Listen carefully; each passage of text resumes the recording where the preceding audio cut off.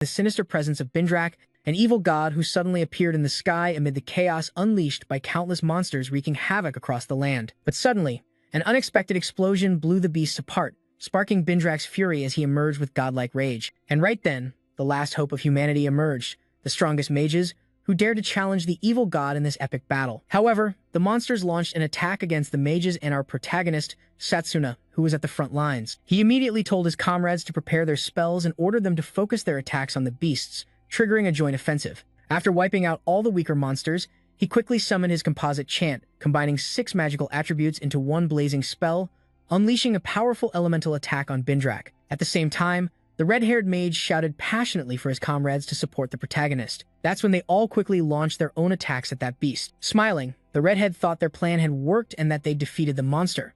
But when the smoke cleared, Bindrak emerged unscathed, radiating overwhelming power. The mages were stunned by this, but stayed calm, gathered their magical power again, and prepared to attack once more.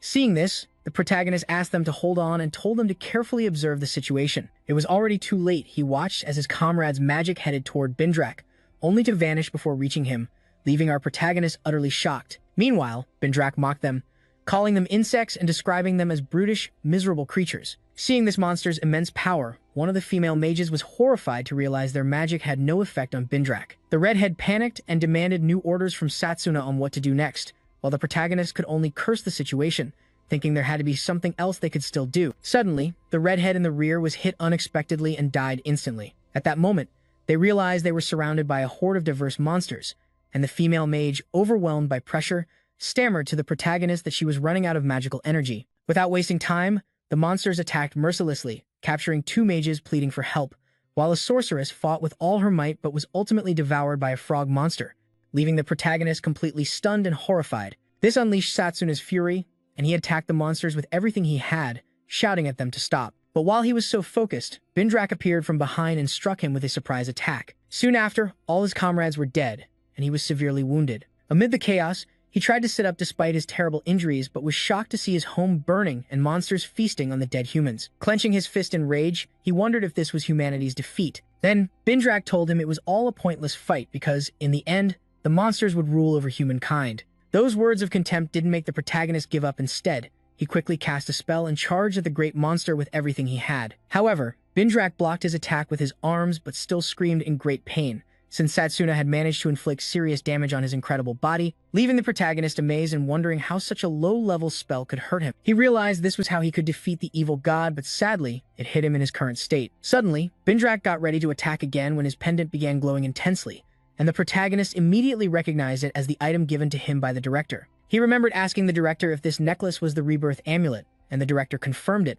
explaining that this rebirth necklace holds the power of the spirit of time, allowing him to undo past mistakes just once. The main character told the director he'd never made a mistake before, so he asked if this wouldn't be a waste for him. Director Rio replied that it was to be expected from the top graduate of his magic academy, but seriously, he added he was sure he'd need him in the future. Back in the present, Satsuna grabbed his amulet, thinking over his mistake, and said his error was not choosing that magic back then. He shouted with all his might that he would definitely win the battle this time. Then, suddenly, he found himself back at his institute, opened his eyes slowly, and someone behind him gave him a tap on the back, telling him not to get too distracted because it was his turn.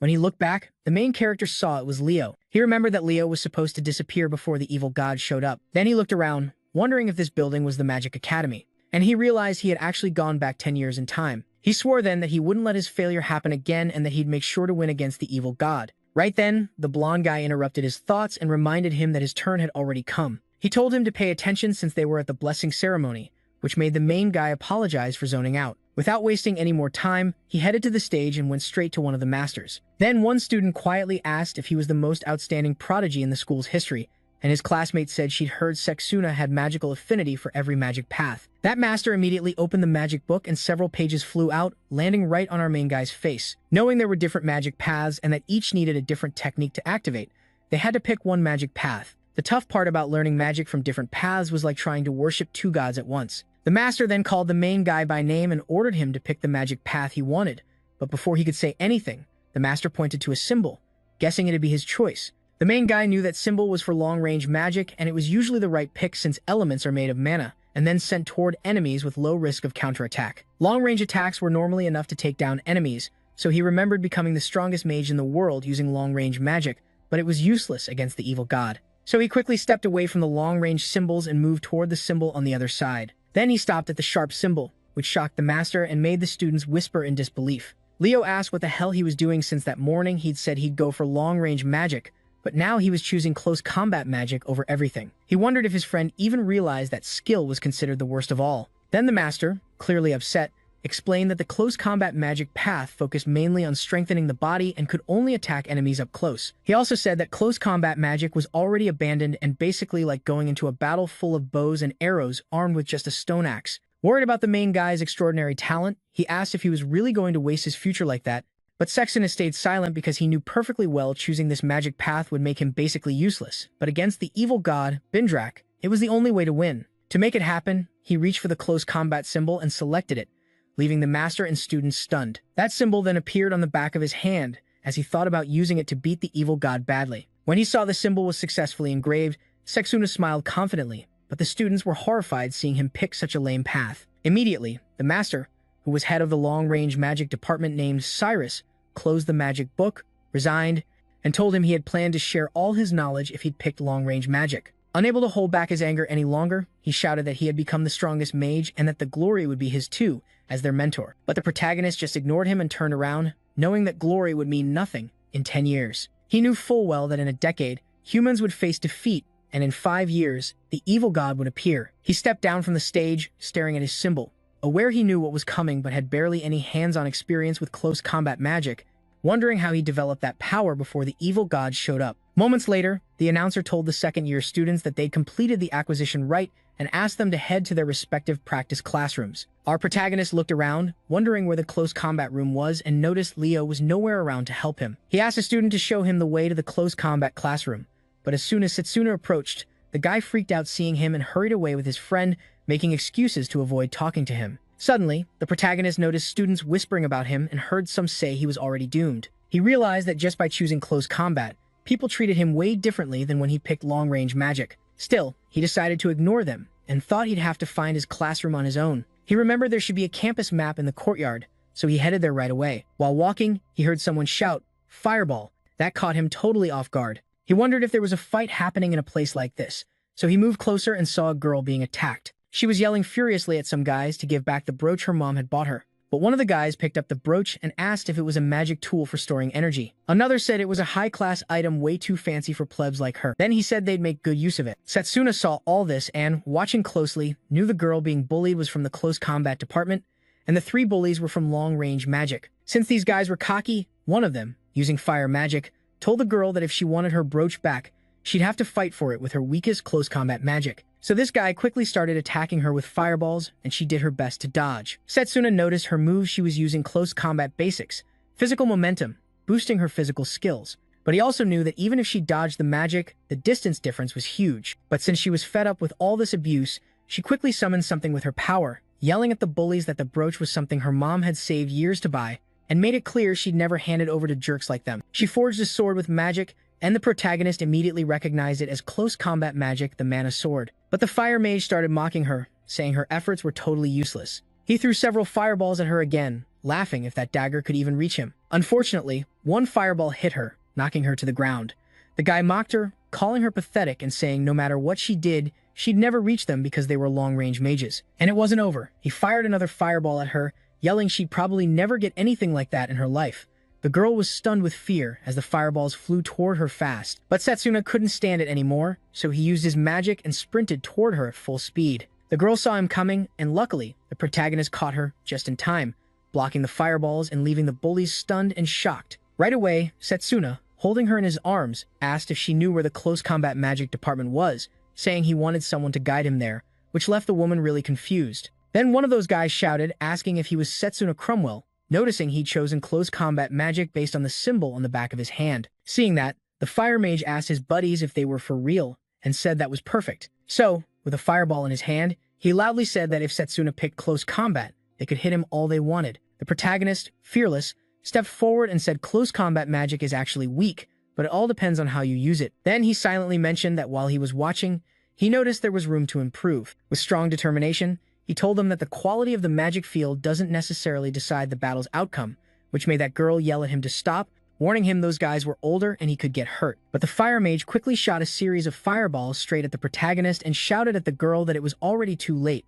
So Setsuna immediately focused magic in his legs, using his physical momentum specifically for leg strength. That's how he dodged every fireball with ease. He smiled, realizing that with his current speed, he could also dodge magic, and thought if he could move this freely, he wanted to push it even more. While dodging the fireballs, he started mocking the mage, pointing out that all he'd done was throw fireballs and asked if he couldn't use any other element. Those words made the guy explode with rage, so he shouted at him to shut up and was baffled by Setsuna's moves, and realizing he couldn't aim properly made him even more furious. So he quickly gathered a huge fireball in his hands and without hesitation hurled it directly at the protagonist, saying he wasn't kidding. But before the attack hit, Setsuna ran at him, conjured a mana sword, and sliced the huge fireball in half, which left the fire mage unable to believe his big attack was cut like a sheet of paper. Meanwhile, that girl was also shocked and asked the protagonist if that was even possible, to which he replied it was because it's magic against magic, so whoever had better magical skill wins. Setsuna knew the reason he, who didn't have particularly high magical power,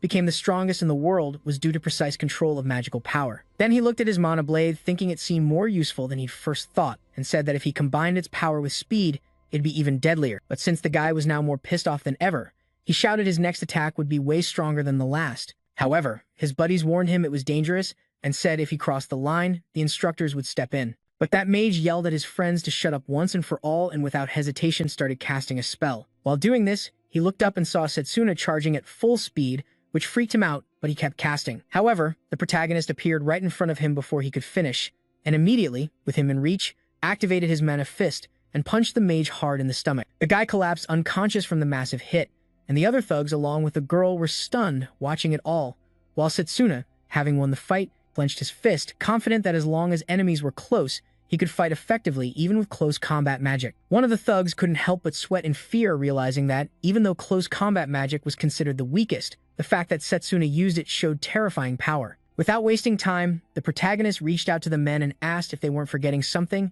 and one of the thugs, very submissive, handed over the brooch, thinking he had no choice but to obey for now. That's how the fire mage's buddies quickly helped him up and hurriedly backed away. So the main guy immediately went up to the girl and told her he'd found her brooch, then gave it back, saying he'd heard it meant a lot to her. Seeing him return her precious brooch, she sincerely thanked him, tucked it into her pocket, and introduced herself as Layla Rosewell. Just as the main guy was about to shake her hand, she grabbed it excitedly, saying she knew him because he was famous for mastering all the magic paths. Then, all chill, she asked why someone like him, with such amazing skills, would choose close combat magic. Setsuna wanted to say it was to fight the evil god, but figured no one would believe him. So instead, he asked if she could show him the way to the close combat magic department. She was surprised, realizing she'd forgotten orientation had started a while ago. The main guy suggested they hurry up then. So they kept walking in silence, noticing the close combat building was way out at the edge of campus, showing just how unpopular that magic was. On the way, she told him he should teach her how to make that mana blade he used earlier. The main guy said it was nothing special, just all about controlling mana. Setsuna thought close combat magic had different uses depending on the situation, and said if he could master it, he should be able to counter the evil gods dispelling magic. Then he remembered a day talking with the director, who took off his gloves and put them on the table, showing symbols of two different magic paths. That really shocked Setsuna. He was stunned to learn you usually could only take one path, but the director had summoning magic on his right hand and a symbol on his left hand that Setsuna had never seen before. He asked the director about that mark, but the director said he'd reveal it when the time was right and only trusted him with the secret of this second magic path because of who he was. But in the end, the director never taught him that magic, and after the evil god appeared, the director was killed. Setsuna also sensed the danger of the director's second magic path and swore he'd learn it to change this path of destruction. He snapped back to reality when Layla told him they'd finally arrived. So they rushed toward the building while the main guy wondered how he'd earn the director's recognition now, having the weakest magic of all. As they approached, they saw the master waiting, looking pissed and scolding them for being late, especially Setsuna, for showing up late with a woman. Layla tried to explain why they were late, but the bald guy cut her off and harshly rejected her excuse. Then, with contempt, he told the main guy that no matter his talents, here in the close combat magic department, he was basically a nobody. But Setsuna pushed his hand away from his chest and called him out for being rude, asking if he was even the teacher here and if he was proud of his close combat magic teaching. That really pissed off the bald guy, who angrily asked how he dared challenge him. The main guy just calmly said there were still secrets to uncover in close combat magic. That's what he truly believed. That made the master even angrier, and he thought maybe Setsuna needed a lesson to learn respect, so he turned around and challenged him to prove his claims. Pointing at the busy students, he told one to prove it, drew his mana sword, and swung hard at a rock in front of him, but the giant rock pushed back, and he cursed, seeing not even a scratch. The main guy asked the master what the point of the task was.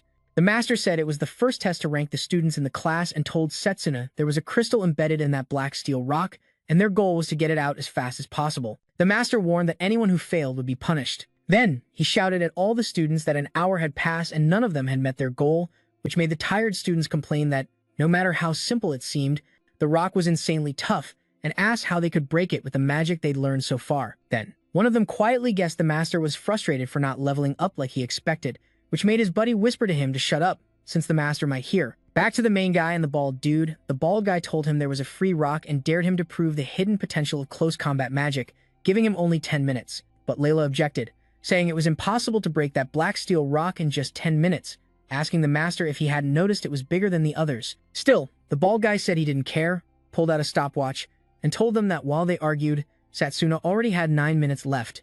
The main guy grabbed Layla's shoulder to reassure her and immediately headed toward the giant rock to inspect it carefully. Annoyed, the bald guy asked why he was so quiet, suggesting that if he got on his knees and apologized, maybe they'd give him some extra time, but Setsuna flat out refused, saying 10 seconds was more than enough for him. That pissed the master off big time, and he asked him to repeat what he just said. Then Layla warned the main guy, worried he was being reckless, but the bald guy sneered and called him foolish, saying the black steel rock wasn't just big, it was super dense, and even he couldn't break it after 30 minutes. Mockingly, he said there'd be no second chances, and now the main guy had only 10 seconds to complete the challenge, which the main guy calmly accepted. While forging his mana sword, he promised he'd prove the bald guy wrong and stared at the rock with fierce determination, knowing he had to be the best in this department to earn the director's recognition. So, the main guy quickly grabbed his mana sword, plunged it into the rock in front of him, determined not to let something like this stop him from reaching his goal. His sword's tip hit the center of the rock, but it didn't crack, which made the master mock him, saying it was all just talk, and loudly asked what kind of punishment awaited him for challenging his superior. Suddenly, when he pulled the sword back, the rock cracked and shattered into 1,000 pieces, leaving the bald guy completely stunned. Without wasting any more time, he handed the crystal to the master, saying it had only taken 10 seconds like he promised, which made the master scream in shock, while Layla and the other students couldn't believe he actually pulled it off, wondering if this kid was even stronger than their master. Hearing this, the bald guy shouted in anger, refusing to admit it and claiming he must have cheated. He immediately pointed at Setsuna, saying the rock was so tough it wouldn't even break in 10 minutes, so breaking it in 10 seconds clearly meant cheating. The main guy just asked the master what he meant by 10 minutes for a rock like that and suggested it might be time for him to reconsider his role as an instructor, saying it'd be best if he went back to being a student. The bald guy got furious hearing this, called him insolent, and was about to attack when suddenly, someone appeared behind him and called him by name Sakari. That ripped dude grabbed Sakari's head and asked if he was bullying students again, which made Sakari only stammer in response, because that dark-skinned guy was none other than Lionel, the headmaster. Lionel yawned and said they were interrupting his break, telling Sakari that student didn't cheat at all because he saw how he read the mana flow inside the rock and targeted its weakest point. Then Lionel, with a heavy voice, questioned Sakari's competence as an instructor for not realizing what happened, which threw Sakari into a panic hearing him talk like that. That's how Lionel yelled to grab everyone's attention and announced that Master Sakari was about to show the mana guard right now. That dark-skinned guy quickly got into stance and told Sakari that if he trained regularly, he wouldn't die from something like this, which made the bald guy immediately ask him to wait, please. And, terrified, he admitted his mistake and swore never to do it again, but it was too late despite his pleas.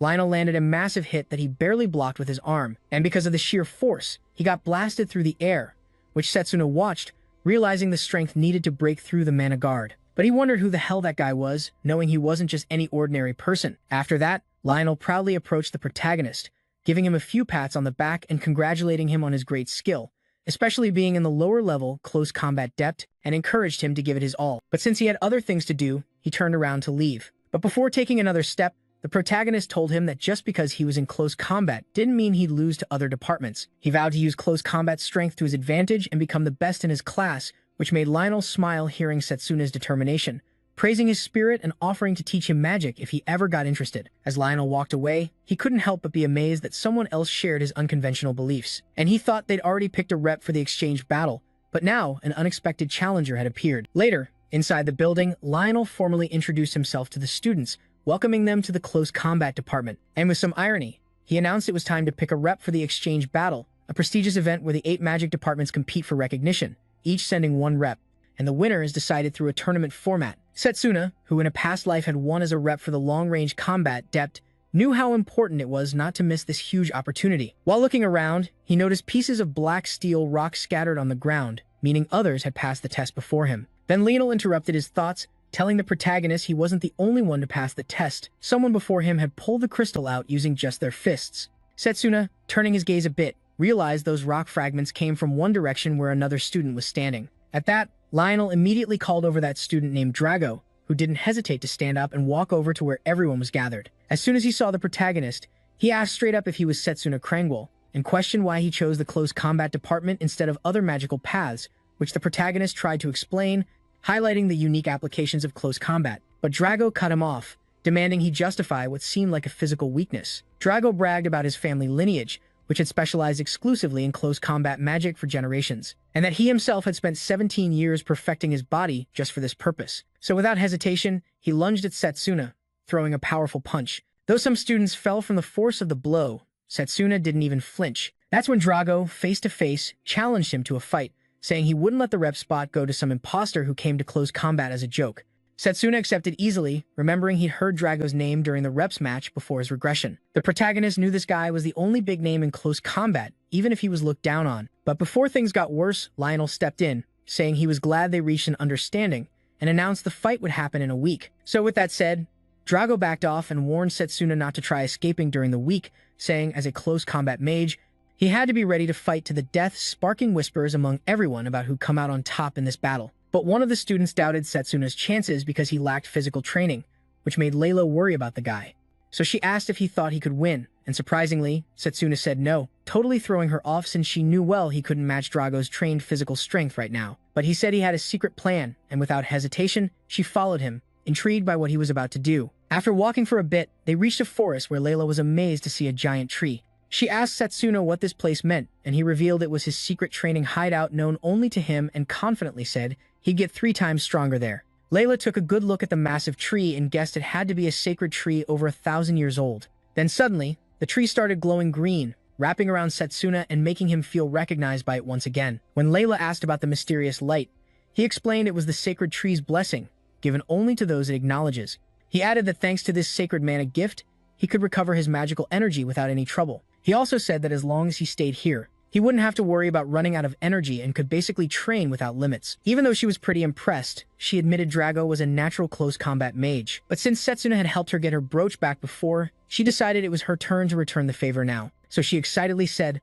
"Let's start the training." The next day, in the close combat training hall, Layla looked around but was shocked to see Drago effortlessly lifting huge heavy weights, making her wonder what was going on since Drago seemed like the only weirdo there. Then Drago called Lionel over and asked if the black steel rocks were still in the yard. Lionel just replied with a question, asking if Drago planned to smash all the rocks, to which Drago backed off and said he wouldn't break them. Then Drago stacked all those rocks on his back and did push-ups, telling Lionel he was just using them temporarily. Layla watched very carefully, horrified at what she saw, thinking anyone hit by Drago would die. She ran off worried, wondering if Setsuna was really going to be okay. Meanwhile, in the forest, Setsuna was sitting against the sacred tree, deeply focused on a martial arts book when Layla showed up exhausted and asked if this was really the right time to be chilling like that. She told him Drago was doing push-ups with 5 black steel rocks piled on his back, and Setsuna said he expected that since he figured Drago would do that to get in shape. But he assured Layla there was nothing to worry about because it was all part of his plan. Then he hurriedly read the martial arts book at an insane speed, channeling his magical energy. She didn't get what he meant and asked him to explain. He told her a physical boost was basically strengthening and controlling the nervous system through mana. He explained if you wanted stronger legs, you just focused on them, same for your hands, or if you wanted to boost your memory, you concentrate on your head. After finishing the book, he put it down, stood up, and took off his jacket, saying once you have the techniques in your head, you just gotta put them into practice. When a leaf fell from the tree, he noticed immediately and kicked it away so fast it didn't even hit the ground. More leaves fell, and he shattered them all with his mana sword, leaving Layla totally impressed. Watching him, she got excited and said she'd never heard of a method to learn so fast, but Setsuna told her this still wasn't enough. Suddenly, he felt dizzy and in pain and in an instant collapsed to the ground, worn out by exhaustion, noticing his hand was badly injured. But despite that, he got up and assured Layla he was fine, saying he just pushed his muscles to the limit with a physical burst. So then he focused on boosting his healing ability, and within seconds his wounded hand was healed, explaining to Layla that he could strengthen his body in a short time. She suggested he not push himself so hard and asked if there was another way. But the main guy shot down the idea, saying he couldn't compete with Drago using weak methods, since he knew Drago had trained for years in close combat magic and couldn't be taken lightly. Then he told Layla that in the last week he needed to repeat the destruction and reconstruction method 1,000 more times, leaving her totally shocked and horrified, asking what he meant by 1,000 times, considering how painful just one cycle was. But Setsuna just smiled, thinking it wasn't a big deal compared to the training he'd been through before, which reminded him of those days at the orphanage. At first, Setsuna couldn't use magic and spent all his time practicing. Even though he failed many times, he kept pushing through. Even if progress was slow, he improved step by step. So he told Layla that as long as he could get stronger, this was nothing. Over the next few days, they practiced together, strengthened their bodies, and trained their skills. Meanwhile, she sighed, remembering someone had said Setsuna only had talent, but watching him do push-ups with dark steel rocks on his back, she realized Setsuna had actually been working harder than anyone. And so the day of the showdown arrived, with both fighters ready in their spots. Then Drago told the main guy that in the end, he hadn't run away like he thought, but Setsuna made it clear he had no intention of fleeing, since after all, he'd be the representative of the close combat department. Without wasting any more time, Lionel raised his hand, asking if they were ready, and when the tension was thick, he kicked off the epic fight. Setsuna made the first move, immediately charging at Drago and attacking, but Drago blocked with his arms.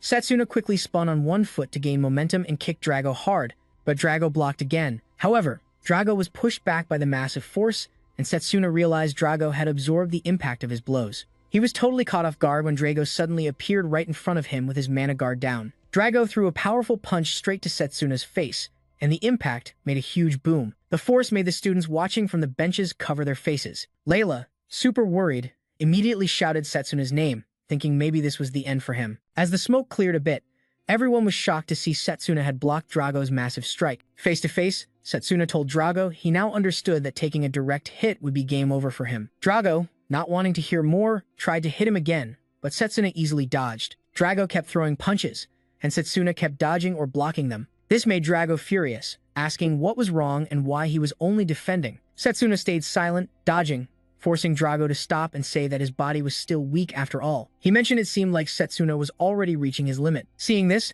Layla thought that even after all the training Setsuna had done, he still wasn't a match for Drago. As they kept attacking, Lionel watching knew that at first glance, Setsuna seemed to be falling back. Drago lifted one foot to deliver a huge kick, but Setsuna blocked it without any trouble. This made Drago even more pissed off. Lionel knew Setsuna was perfectly defending all attacks with his mana control. The frustrated Drago didn't stop attacking, but Setsuna just defended without counter-attacking. Drago, furious as hell, said elites like him always look down on close combat. Despite all that, the protagonist stayed silent. Drago, burning with rage, said his father and he were born into a family known for close combat, and asked Setsuna if he understood how much humiliation they'd endured so far. Drago summoned a mana sword to end this and swore he'd change that fate with his own hands. The protagonist wasn't backing down either and quickly formed his own mana sword. They both charged at each other to attack. Their blades clashed again and again with brutal force. Drago tried to cut him, but Setsuna dodged every strike without fighting back. Drago took a huge leap and jumped on him. As he came down, the protagonist looked up and immediately jumped aside to dodge Drago's attack. Drago lunged at him again, but the protagonist stood firm, waiting for the strike. He managed to block Drago's sword with his own, gripping it tight to avoid being knocked down. While fighting, he remembered hearing some students whispering that it was already over for him and he'd learned his lesson for choosing a magic path just to stand out. He told Drago he kinda understood his point, but then pulled back his sword hard, lifting Drago's blade into the air. Quickly, he focused energy in his legs and leapt at Drago, asking if they weren't both aiming for bigger goals than this. That caught Drago totally off guard. Out of nowhere, Setsuna shattered Drago's sword into 1,000 pieces, leaving him completely vulnerable. Then he just smiled and laughed while trying to hit him, but the protagonist dodged every attack with a grin. He ran around Drago and circled him. Immediately, he used his physical acceleration skill to strike Drago from behind with his mana blade. Drago managed to block the attacks as he defended against the non-stop assault. Layla, watching all this, thought after all the training Setsuna had done, it was finally paying off. Lionel admitted that even though Drago's offense and defense were top-notch, Setsuna's mana control and physical skill were extraordinary. This left him wondering who'd come out on top. The protagonist, knowing Drago's defense was solid, knew he had to find an opening. He stepped back a bit to create distance, and Drago did the same. Drago quickly formed another mana sword and swung it at the protagonist's head. Luckily, he tilted his head back just in time to avoid the blow. Drago wasn't stopping for anything and kept attacking non-stop. The protagonist blocked it, Noticing Drago was using all his mana for the next strike, he quickly stepped aside, avoiding being crushed into the ground. He realized he was at the edge of the platform. Drago thought he finally had him cornered. He figured he couldn't use his fancy footwork from there. He tensed his muscles and roared confidently, showing off his steel-like strength. Layla and the students were impressed. Without wasting time, Drago charged at the protagonist with full force and threw a massive punch. Satsuna waited patiently. When Drago's punch hit him, he just passed right through it like air. Drago couldn't believe it was just a trick. Suddenly, the protagonist appeared above Drago, explaining that if he kept using his mana in the same spot, he'd leave a brief afterimage. That shocked Drago pretty hard. The protagonist was already behind him, ready to strike with his sword. Drago spun around with his fist, raised to counterattack, but the protagonist told him this was the end and landed a quick cut before he could react. Layla and the other students were left speechless witnessing that attack, and Lionel noticed Setsuna was aiming for a counterattack, taking advantage of the fierce assault. Lionel then announced the match was over and declared Setsuna crumble the winner, while Drago lay unconscious on the ground. Right away, Layla jumped for joy, but the other students were still in shock. But Drago tried to get up with all his strength, and the students couldn't believe he could stand again after Setsuna's hit. Drago couldn't believe what was happening and knew the final Mana Blade strike was adjusted not to be lethal. Suddenly, the protagonist reached out to Drago, but he just asked why he was fighting.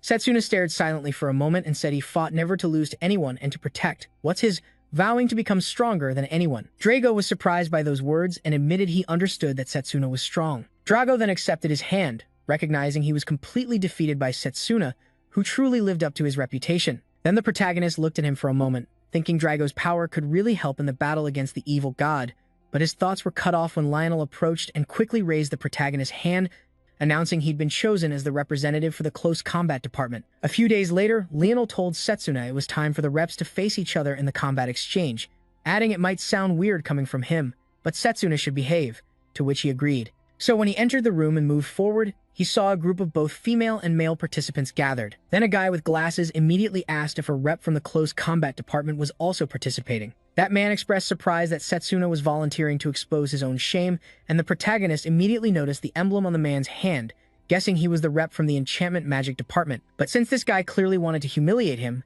he quickly stepped on Setsuna's foot, mockingly asking if he knew he'd be his opponent in the first round and laughing, told him that in the last 100 years, the close combat department hadn't won once, suggesting they should just stay in a corner of the school building and keep training muscles until they die. However, he screamed in pain when Setsuna stepped back on his foot, and without fear, Setsuna said it seemed like the enchantment magic department had a weird way of greeting each other, asking if that was the case.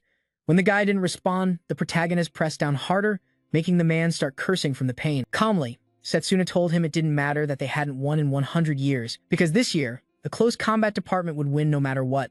The man pulled his foot away using his strength and yelled at the protagonist to stop talking nonsense. Suddenly, in the middle of the argument, someone entered the room and suggested that while passion is good, maybe they should wait until the fight to see who wins. As soon as the students saw this person, they all stood up immediately. And then Setsuna remembered this was just like before his regression, because the person they all respected so much was none other than the Magic Academy's director. After this meeting, they all gathered before the director, and a pink-haired girl greeted him energetically, promising to do her best to show her skills during the school exchange. The protagonist immediately recognized her as Carol from the summoning department and noticed Carol's kindness hadn't changed at all. She was still the same girl he'd met before. He remembered Carol as the tough opponent he'd fought fiercely during the exchange before his regression, winning that time. Still, he knew he had to stay cautious this time. But before starting, the director congratulated everyone for earning the right to represent their departments, expressing his satisfaction at the union of 8 exceptional talents. He also pointed out that they were probably already aware through their respective departments that the school exchange would happen as an individual tournament with randomly selected opponents. Then he revealed the lineup for the first school exchange match: close combat magic, specialized in hand-to-hand fighting, versus enchantment magic, known for giving life energy to objects and living beings. The second match would be healing magic, a miracle worker supporting allies, against long-range magic aiming to wipe out enemies before they get close. The third battle would be formation magic, using multiple powers arranged in magical setups, against summoning magic, experts in controlling mythical beasts from other worlds. Finally, the fourth duel would be special magic,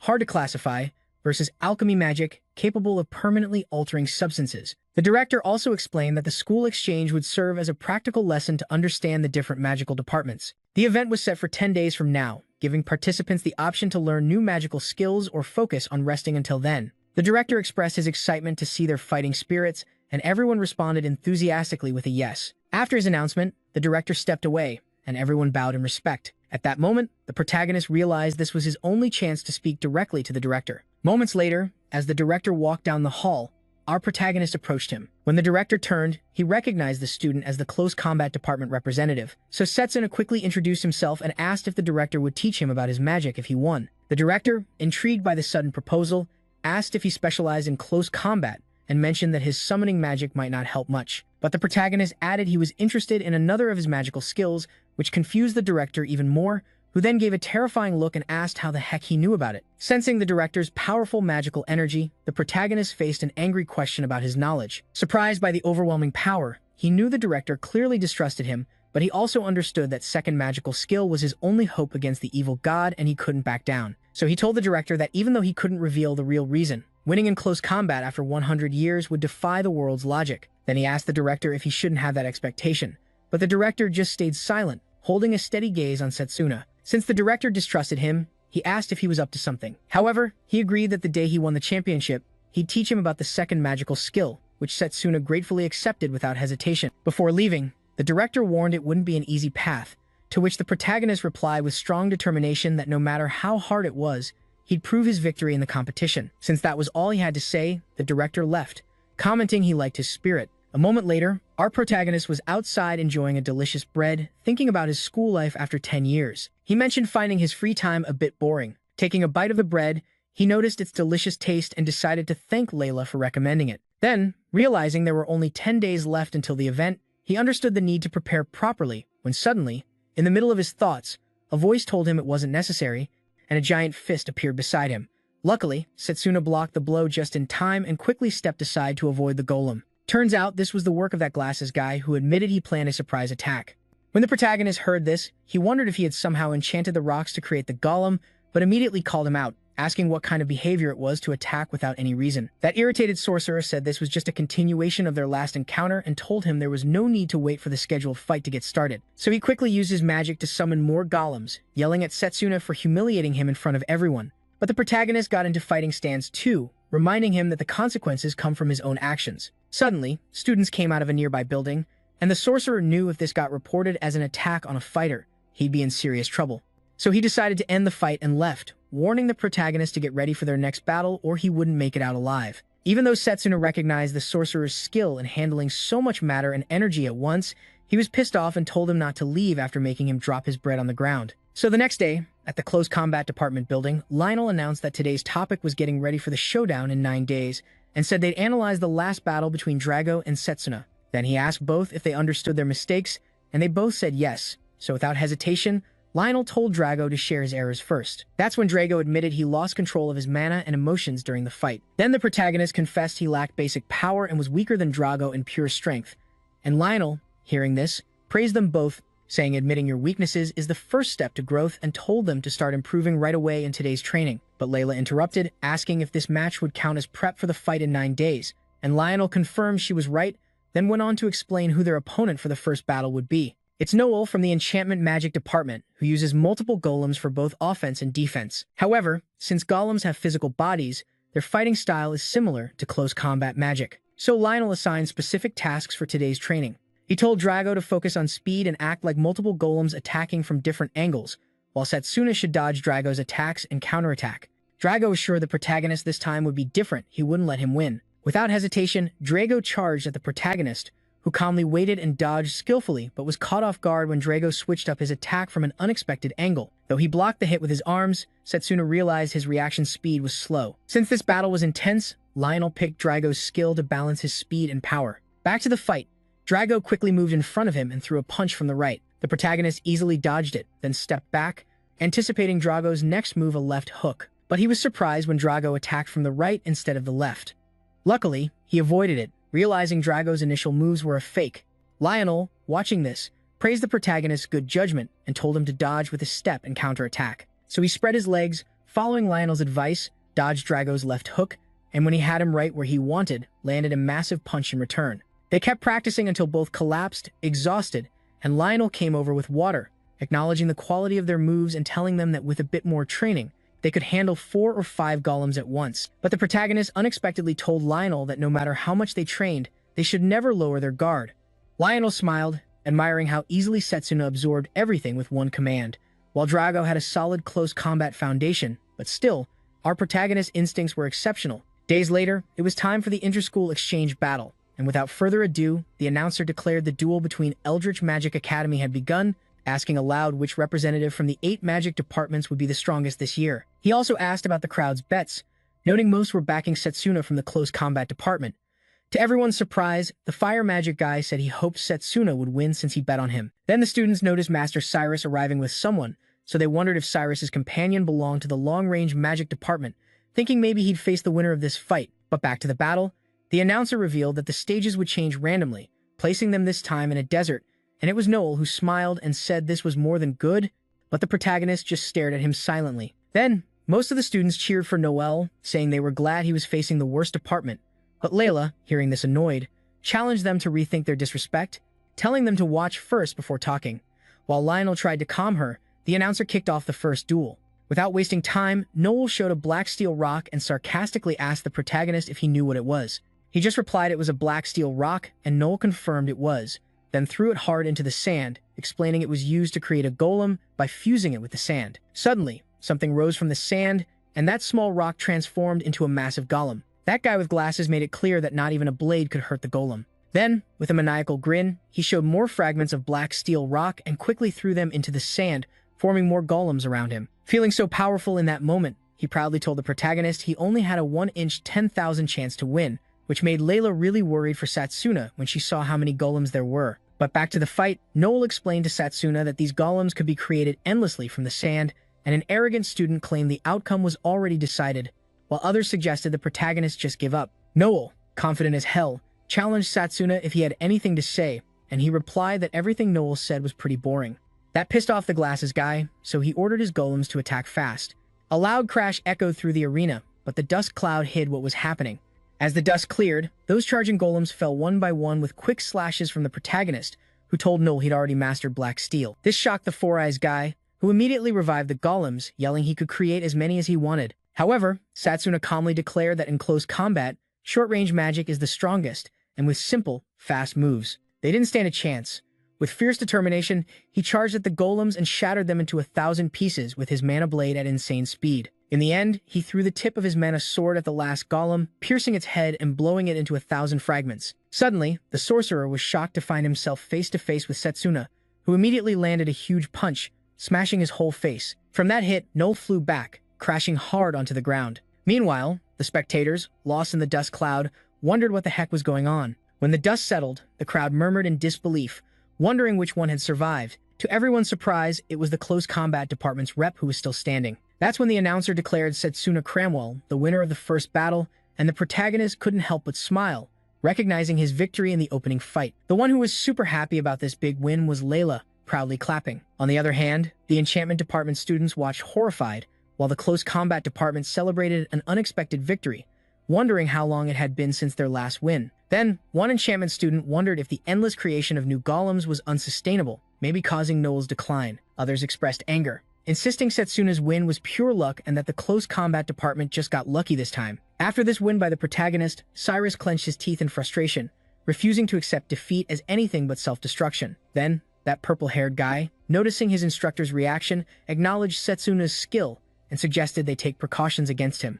As the competition heated up, the second match began. Meanwhile, Layla made room for Setsuna and didn't hesitate to congratulate him on his great performance, asking if he planned to watch the next match, which he said he definitely would, hinting he was looking for inspiration for his own tactics. As the main guy watched that duel, he realized the fighters were from the summoning and deformation departments. He listened closely as the announcer told the crowd about the summoning department's rep, who had the advantage, while the formation magic rep was struggling to close the gap for a solid attack. Even though the formation rep was at a disadvantage, his attempts to outsmart Carol's summoning tactics caught Setsuna's eye, making him wonder if he could adapt similar close combat strategies for himself. His thoughts got interrupted when Layla said the moves from other magic branches were fascinating, but she wanted to get stronger in close combat magic, which made the main guy ask why she picked that over other types. She told him how she was saved by a close combat mage when she was just a kid. Since then, her dream was to help others and become stronger. Layla got a bit shy admitting it, but Setsuna assured her it wasn't childish at all, and as long as she had a clear goal, she'd definitely get stronger. Those encouraging words made her smile shyly.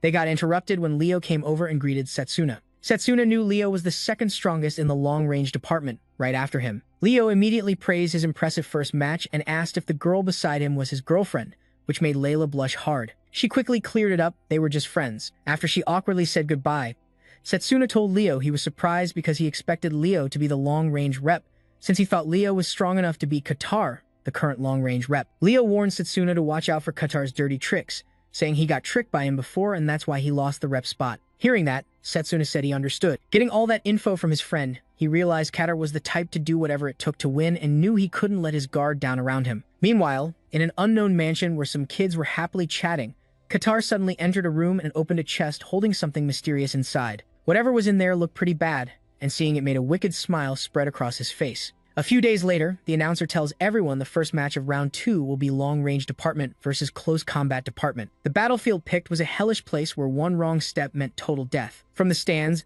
Drago told Lionel that in that setup, even getting close to the opponent would be tough, and Lionel said again it favored the opponent. Meanwhile, before stepping onto the fighting platform, Qatar told Cyrus it was expected of the long-range leader to set all those traps in his favor, because that practically guaranteed victory, and Cyrus said Qatar did all that to teach Setsuna a harsh lesson and make him regret choosing close combat. Back in Setsuna's room, he warned Layla not to touch the vase on his desk, which confused her a lot, but he explained it was a magic artifact triggered by contact that would completely drain her mana. She was shocked and pissed, asking why he put something so dangerous there. The main guy just said it was a trap aimed at him, and it was the 7th one. When she heard it was the 7th, she freaked out and asked if he was okay dealing with all this. Irritated, he replied he'd been avoiding them, so no big deal. But he knew for sure Qatar was behind it smart enough not to leave any proof. Suddenly, someone knocked on the door. It was some kids offering a bouquet of flowers to Setsuna. But it was Layla who called out to the girl holding the flowers, named Era, to ask what was going on. The boy pointed to the side, saying the person over there told them to give the flowers to her. So the protagonist looks where the boy pointed, but there was no one there. Then Layla asked the kids if that person was a fan of Setsuna, but the weirdest part was that the person might have brought the flowers personally. Suddenly, Ara starts coughing and struggling to breathe. Feeling really bad, she drops the flowers and shakily tells everyone she feels dizzy. Right then, the protagonist spots a black spot on Ara's neck and remembers seeing those marks before on the battlefield, before his regression. He immediately kicks the flowers away. Confused, Layla asks Setsuna what's going on, and he tells her the flowers are actually poisonous herbs. Suddenly, the boy starts shaking and coughing badly too, and within seconds, all the kids collapse to the ground, writhing in pain. This made our protagonist furious. He knew Qatar was behind this. But what really pissed him off was that Qatar involved kids to achieve his goals. But knowing he had to act fast, he tells Layla that if they don't treat the kids quickly, this will be irreversible. Still, he knows finding a healer right now who can handle this poison would be tough, not wanting anyone else hurt. He tells Layla to stay back because the poison could affect her just by being close. She freaks out hearing this, but tells him not to worry and to leave the kids with her. She says as long as she has this brooch, she'll be fine. Then she explains that her mother embedded healing magic into the brooch, so she doesn't hesitate to use it. Slowly, the black spots start disappearing from the kids' bodies, which surprises our protagonist big time. He didn't expect that. She tells him that even though her mom gave it as an emergency gift, this situation definitely counts as one. Setsuna thanks her quickly but grabs the bouquet and bolts out, yelling for her to leave the poisonous herbs with him. He rushes out of the academy holding the poisonous flowers, which are starting to bloom and release toxins. He heads to the forest where the sacred tree stands, knowing it's the perfect place to get rid of them. The poisonous flower blooms fully, and he tosses it into the air, creates a mana blade, and furiously slashes the spreading flowers. Thanks to the sacred tree's power, the toxin doesn't spread further and the poisonous flower disappears before it hits the ground. Meanwhile, in the battle arena, the crowd murmurs. One guy asks his friend if the close combat rep hasn't shown up yet, and the friend replies maybe Setsuna ran off. Then the announcer says the time's up and Setsuna will be disqualified. Qatar declared the winner. But before the announcer finishes, Setsuna yells for him to wait, shocking Lionel and Drago. Qatar is the most surprised seeing him show up. Setsuna shouts furiously that he'll never give up and orders Qatar to face him. Qatar just laughs and asks if he's going to fight looking that pathetic. They both walk onto the stage. Qatar smirks, saying it looks like Setsuna accepted the congratulatory gift he sent after round 1. Setsuna asks if that's how Qatar acts, pointing out that innocent kids are poisoned. Qatar acts clueless and asks if that's true, which only makes Setsuna even angrier. Qatar says he's surprisingly passionate and that even the kids should feel honored to be used by the elite. Setsuna screams he'll pay for this, but the announcer yells for round 2 to start, and Qatar immediately attacks, with one of his strongest attacks, but the protagonist dodges by jumping to the side. Meanwhile, Drago asks Lionel if something's wrong with Katara because his mana is totally out of control. Back in the battle, Setsuna holds his shoulders since the poison is still affecting him. He knows the sacred tree's protection purifies the poisonous herb's venom, but it's not enough to cleanse all the poison in his body. Then he sees a wave of magical power heading his way, but manages to leap forward just in time to dodge it. But Katara just smiles and yells it's still not enough, keeping up the relentless attack. The protagonist keeps jumping between stones, dodging every hit, getting closer and closer to Katara. The announcer says the nearby fighter is fully on the defensive, but Professor Cyrus smiles, seeing Setsuna in big trouble, convinced his prep was worth it. He loudly calls out the protagonist's name and warns him to brace for humiliation. But then, Setsuna absent-mindedly looks toward the audience, worried about Layla's absence, hoping the kids are okay. Meanwhile, Katara takes advantage of the distraction to cast another spell, asking if there's something he really cares about. The protagonist just catches his breath and stays silent. Seeing this, the student mocks that the close combat fighter is just running away, and another sarcastically replies they probably don't know how to fight long-range opponents. Then Katara launches more magical attacks, mockingly suggesting he should consider quitting. But Setsuna just shields himself, determined to defend with his mana guard. However, when Katara's magical power hits his mana guard, it shatters, and Setsuna gets hit hard, blood dripping onto the ground, badly wounded and poisoned. Seeing this, Katara laughs and yells that his body's falling apart, but the protagonist just asks why he hasn't finished him off if he talks so much. This threw Katara off, and Setsuna said the best move was to avoid close combat and overwhelm him with consecutive attacks. But all Katara's been doing was provoking, so Setsuna bluntly asked what he was planning. Katara said he never expected to be lectured on long-range tactics but admitted Setsuna's sharp. Then he yelled to look around. There were no more stones to jump on. At that moment, the fireball guy was shocked and asked when that happened, and Katara told the protagonist to stick to the principle of avoiding unnecessary risks. That was his plan from the start. Then he activated his storm cannon skill, making Drago and Lionel worried as they saw this huge attack being charged up. Katara told the protagonist it was all over for him when suddenly Layla called out from the audience side, shouting that the kids were safe now. That made him smile and say he could finally use his physical momentum, since he didn't have to worry about the kids anymore. Fully healed, he told Katara it was his turn now, which left Katara totally shocked, asking how he recovered so fast. But Setsuna quickly formed a mana sword, calmly explaining it wasn't that surprising since it was just a manifestation of his physical momentum.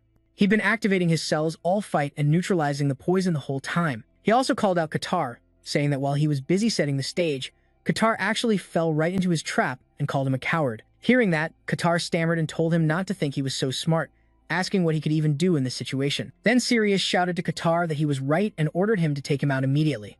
Katara fired his storm cannon straight at the main guy, who faced the powerful attack knowing his footing was shaky and his magic reserves were low, but told Katara that should be enough for him. Then he swung his sword at the incoming storm cannon, got cut, but pushed himself to stay standing and managed to send it right back. That attack left Katara shocked, and Drago couldn't believe he blocked it, but Katara quickly raised his hands and stopped his storm cannon just in time before it hit. Then, laughing, he asked if the protagonist thought he couldn't cancel his own magic and said his strategies were all used up, that he was completely done for. But Katara was stunned when Setsuna appeared right in front of him, wielding his mana sword and, being so close, asked Katara if he really thought he couldn't jump from that distance. At that moment, Katara trembled with fear and disbelief and was sliced by the protagonist's sword in an instant. Then he told Katara, lying unconscious on the ground, that if he wanted to beg for forgiveness, he should start with the kids, while the announcer declared Setsuna from the close combat department the winner. Meanwhile, Drago smiled proudly and Lionel finally lit his cigarette, but Drago was shocked when he noticed the ground beneath Setsuna cracking apart. The students panicked, yelling that both were falling toward the lava,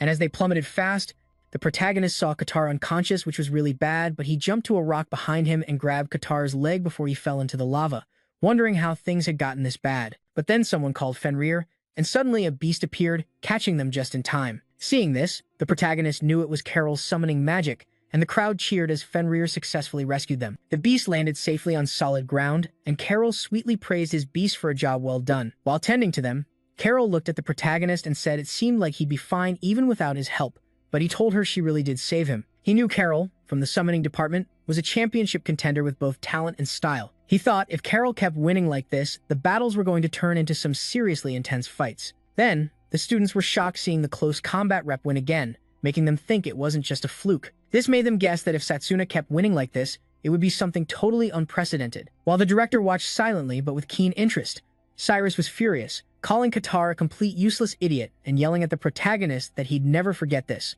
But in the stands, after Setsuna changed clothes, Layla praised him, and Drago mentioned he'd heard what happened with Layla and that he'd had a rough time. Then the protagonist asked Layla about the kid's condition, and she explained they were sleeping in the infirmary for now, expected to recover soon, according to the doctor. He felt relieved by the news, but then suddenly uneasy and was briefly confused. So he looked back to see who it was, making Layla ask if something was wrong. But Satsuna said no, though he wondered what that was just now, and why it felt cold and full of murderous magic intent. He also wondered exactly what was lurking in this tournament. Days later, he was in the forest thinking the finals were in a week and that he needed new power to face that mysterious presence. But then he heard someone approaching while he was lost and thought the power he sought was held by Lionel, who asked what was up and why he'd called him here. The protagonist said he wanted guidance again, calling Lionel Professor, but asked if he should call him Comet Fist. This surprised Lionel, who said that was a pretty nostalgic name, and asked where he'd heard it, making Satsuna realize he really was Lionel. He remembered Comet Fist was a nickname he'd heard during his magical training before his regression, and that Comet Fist was a close combat mage rumored to have defeated even fierce dragons with a single punch, who left the army before he joined so they never fought together. He'd been thinking about that ever since they got in touch. Then he bowed to Lionel and begged him to teach him his magic. Lionel said it had been a long time since anyone called him Comet Fist,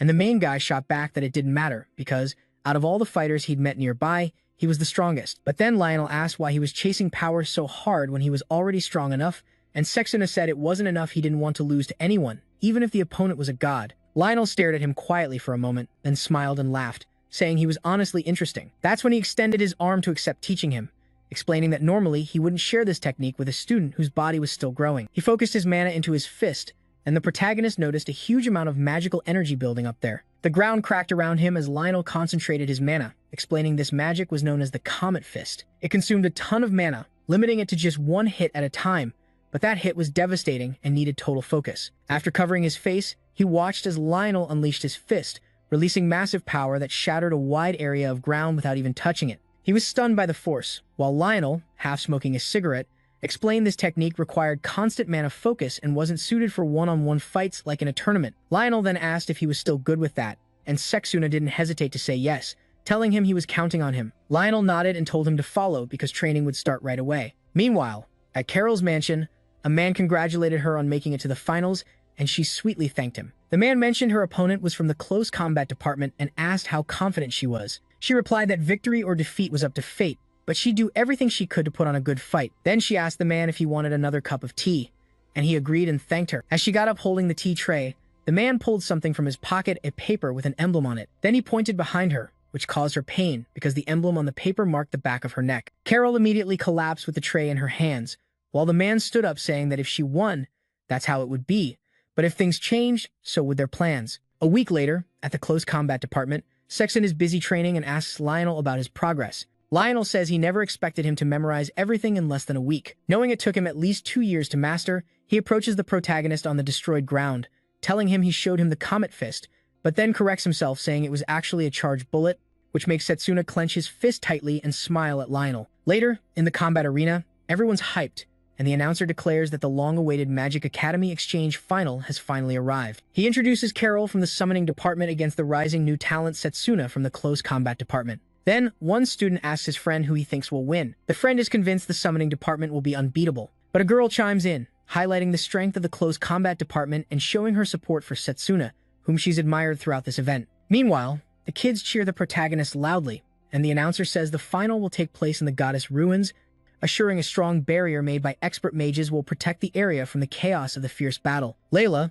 super excited, comments that finally it's a stage that won't put Satsuna at a disadvantage. Lionel responds hopefully to that. The protagonist looks up at the director, thinking that if he wins, the director will have to keep his promise to teach him that second magic. The director notices and returns his gaze. Suddenly, Carol says he seems in good spirits and that they should give it their all, and without further delay, the announcer shouts that the anticipated final has begun. Immediately, Carol orders Fenrir out, who without hesitation attacks the protagonist with an icy strike, but luckily he jumps back just in time to dodge it. Covering his face, he realizes the beast's attack is an ice strike with the same properties as a blizzard. Carol says, as expected, he has amazing moves, but she won't give him a chance to rest. Then he orders Fenrir to launch multiple attacks on him, but the protagonist boosts his physical strength tenfold, making it easy to dodge every strike. As he approaches Carol, he creates a sword and swings it at Fenrir.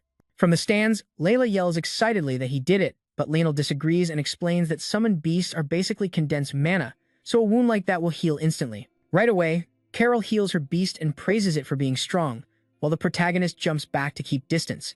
Carol tells him he's done pretty well so far and orders Fenrir to use another skill. Fenrir howls, releasing a fierce blizzard around him and freezing the ground beneath. Surprised, Setsuna realizes the entire arena is frozen, while Carol and her beast close in on him. Then he notices the freezing energy is trapped by the barrier, but the man who was with Carol a week ago points out that in a frozen arena, Fenrir's attacks get stronger and asks Setsuna what he's going to do now. Meanwhile, the protagonist knows a battle of endurance is a bad move for him. Still, he dodges Fenrir's strongest attacks and decides to end this fight with his charged bullet. He dodges and jumps to avoid attacks, while the students notice the close combat department rep is on the defensive, and as expected, defeating the summoning department was impossible. Meanwhile, the kids watch, super worried, but Lionel's shocked to see something unexpected. Layla notices his expression and asks what's up.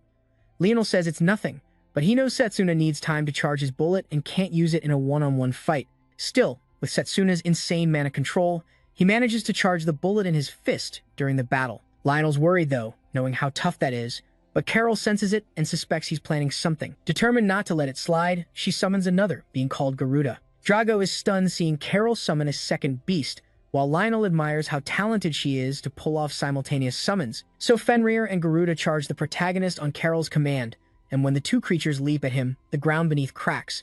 Layla calls out worriedly, but then they see him shove Garuda with his elbow and punch Fenrir with his other fist, pushing both beasts away. He tells Carol she really is an outstanding mage, so he expected she had a trick up her sleeve. She's shocked and can't believe he deflected her attack. Then he focuses his power into his fist and tells Carol it's his turn now. But then the mysterious man raises his fingers and says, "This ends here." Snap, he clicks his fingers and suddenly the mark he put on Carol's neck unleashes a powerful force that makes her scream in pain. The protagonist immediately worries about her, and he remembers the magical power around her, thinking it's the same one from the evil god who wiped them all out. Overwhelmed by her summons, Carol starts losing control due to the dark magic, and the protagonist feels this mana is very similar to the evil gods, making him wonder what's really going on. Meanwhile, Carol, gritting her teeth from the pain, involuntarily raises her hand to summon more creatures. She then calls forth a master with many heads and arms, 3-headed dogs, a huge rabbit, and a horned horse. The audience is amazed, shocked, asking how many summons Carol can control at once. At that moment, Lionel slaps his forehead, realizing this mana clearly isn't coming from Carol, so he yells to stop the fight and cancel the barrier. He asks what the heck the formation mages are doing. Meanwhile, the mysterious man says only he can cancel the barrier and tells the formation mage, whom he's also manipulating, that they must be looking for him right now. Back to the battle, the monstrous summons rush the protagonist trying to attack him. In this tense moment, he scans the area, knowing the owner of this mana must be nearby, and he needs to follow its flow. However, the mysterious man just points down, asking if he really has time to look around in a situation like this. As soon as Garuda did this, also under his control, it lunged at Setsuna and slammed him into a pillar with its sharp claws. The main guy is getting attacked and seriously hurt by those huge claws. Meanwhile, Layla, full of fear and worry, panics seeing him like that. But despite his wounds, he manages to get up and face the situation. Then the mysterious man reveals a satisfied smile seeing Setsuna badly hurt, saying finding the source of this mana while fighting the summoned beasts would be impossible even for someone as skilled as him. He adds that with Setsuna's injuries, it's just a matter of time before he's taken down. Lionel realizes how serious this is since he assumes Setsuna, about to launch his big charged attack, won't even have time to finish it. Meanwhile, Carol is hitting her limit and knows there's a real risk she could lose control of her mana and maybe her life. While Setsuna was busy fighting the monsters, Carol, clearly in pain, tells him to run, confirming the main guy's suspicion that she was under someone's control. With tears in her eyes, she kept telling him to escape before the monsters could kill him. That's when all the summons lunged at him, but luckily, Setsuna got up in another direction and charged at the rabbit monster blocking his path. He slammed it to the ground with a hit, but then the horned horse charged at full speed. Still, he braced himself and grabbed its horns tight to stop the charge. Then he lifted it, and while the other summons rushed in fast, threw the horse at them, forcing them to back off. The director watched anxiously from above, and Lionel shot out of the arena. Knowing the main guy's mana must be more than half drained, this was bad. He was telling Setsuna not to die while resting on the stage, exhausted and badly hurt. But suddenly, the rabbit stood up behind him, surprising him, and drove its grown horn into his leg. The main guy tried to bear the pain, but Layla and the other students watched in horror,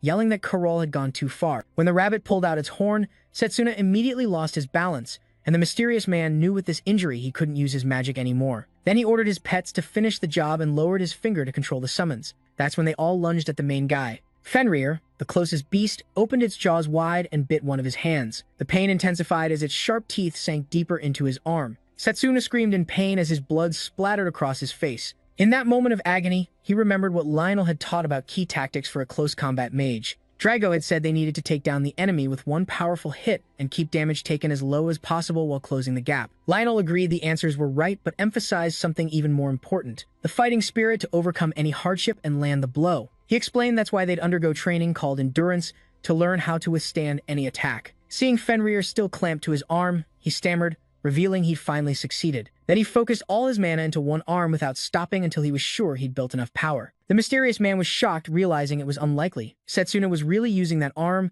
making him wonder if Setsuna had been hiding the fact he'd been channeling his mana this whole time. He knew the summoned beasts were out of control, so if the main guy showed even a tiny opening, he could wipe them out in one hit. Meanwhile, Layla and Drago watched with fear and worry. Then he shouted he'd put all his remaining mana into his fist and without hesitation unleashed his charged bullet skill. The impact hit Fenrir, throwing Carol, who was right behind him, and the other summons lined up behind Fenrir were shattered to pieces by the force of the charged bullet attack. As his charged bullet faded along with the summons, Setsuna saw Carol collapsing, so he immediately ran to catch her just before she hit the ground. Carol, completely drained of mana, let out a painful sound while unconscious, making him sigh in relief seeing she was okay. He carefully lowered her to the ground as the students watched, unable to believe what they were seeing. The announcer, stammering, declared the winner was Setsuna Cromwell from the Close Combat Department. The director smiled as the host said it had been about a century since the Close Combat Department last won the Magic Academy tournament. Proud, Setsuna raised his injured fist and smiled, sparking cheers and applause from the crowd.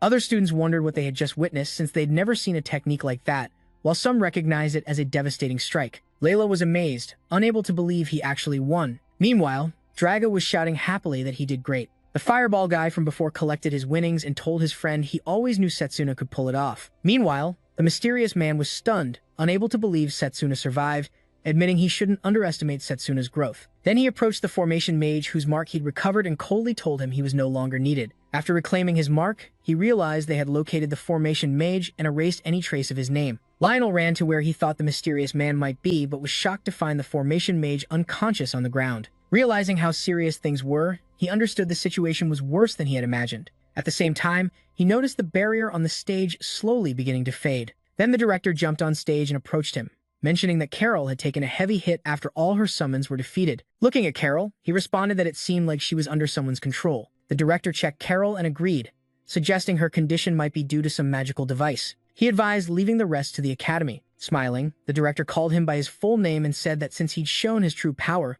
the promise would be kept. He thanked the director, who then walked away telling him to go to his chamber the next day. Later, in the medical room, the healer treated his wounds, pointing out that while the external injuries should be fine for now, the internal ones hadn't healed yet, so he needed to rest, which Setsuna fully understood. Then he pulled his long sleeve back on just as someone knocked on the door. Layla, Drago, Lionel, and the kids came in to ask if he was okay, to which the protagonist replied yes, assuring them he was fine. Layla happily congratulated him again on his victory, while Drago also praised him, calling him a pride of the close combat magic community. The excited kids told him how awesome he was, making him smile with happiness. After their visit, everyone left so he could rest, but Lionel came back briefly to inform him that the formation mage had survived an attack that left him unconscious. As for Carol, she was recovering but would probably face interrogation once she woke up. Lionel shared his concern that during the incident it seemed like she was specifically targeted and asked if he had any idea what was going on. A moment later, at night, the mysterious man appeared in Carol's room. He tried to touch the door but was blocked by magic. He noticed it was a barrier meant to keep intruders out,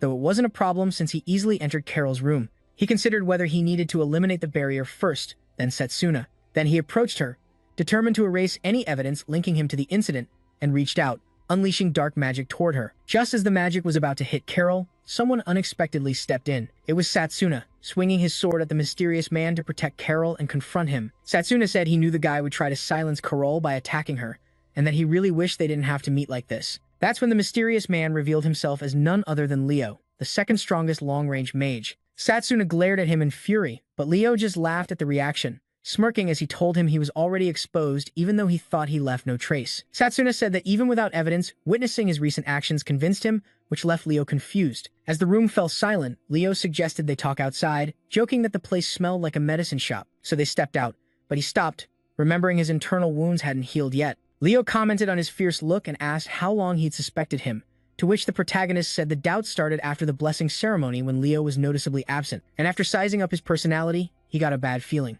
He also mentioned the incident where Leo lost his position as head of the long-range department, adding that even if Qatar used dirty tricks, it was unlikely Leo would lose to him. Leo admitted he didn't expect him to piece it all together, and the protagonist told him his suspicions had turned into conviction, especially since the dark mana was soaked into his attacks during the last exchange battle. This shocked Leo, who suddenly unleashed his dark magic power and asked who the protagonist was talking about. Within seconds, red lines appeared on Leo's face and neck as he asked if he knew about the Great One. Seeing this, Setsuna was horrified. The transformation of his mana marked Leo as a subordinate of the evil god, and he knew he had to stop Leo immediately. That's when Leo started moving closer to the protagonist, saying he couldn't let him do whatever he wanted anymore. Even though he wanted to keep playing his game, he said goodbye. But in response, Setsuna lunged at Leo with his sword and took the lead. Surprisingly, his sword didn't even get close to Leo, reminding him of a previous encounter when his team tried to hit Windrak. Then Leo revealed he'd been granted authority over mana nullification by the Great One, meaning no magic could reach him without being suppressed. Setsuna tried to strike again, but just like before, he couldn't get close to Leo. Then he realized it wasn't the right moment. He knew the mana nullification only activated upon contact with an attack.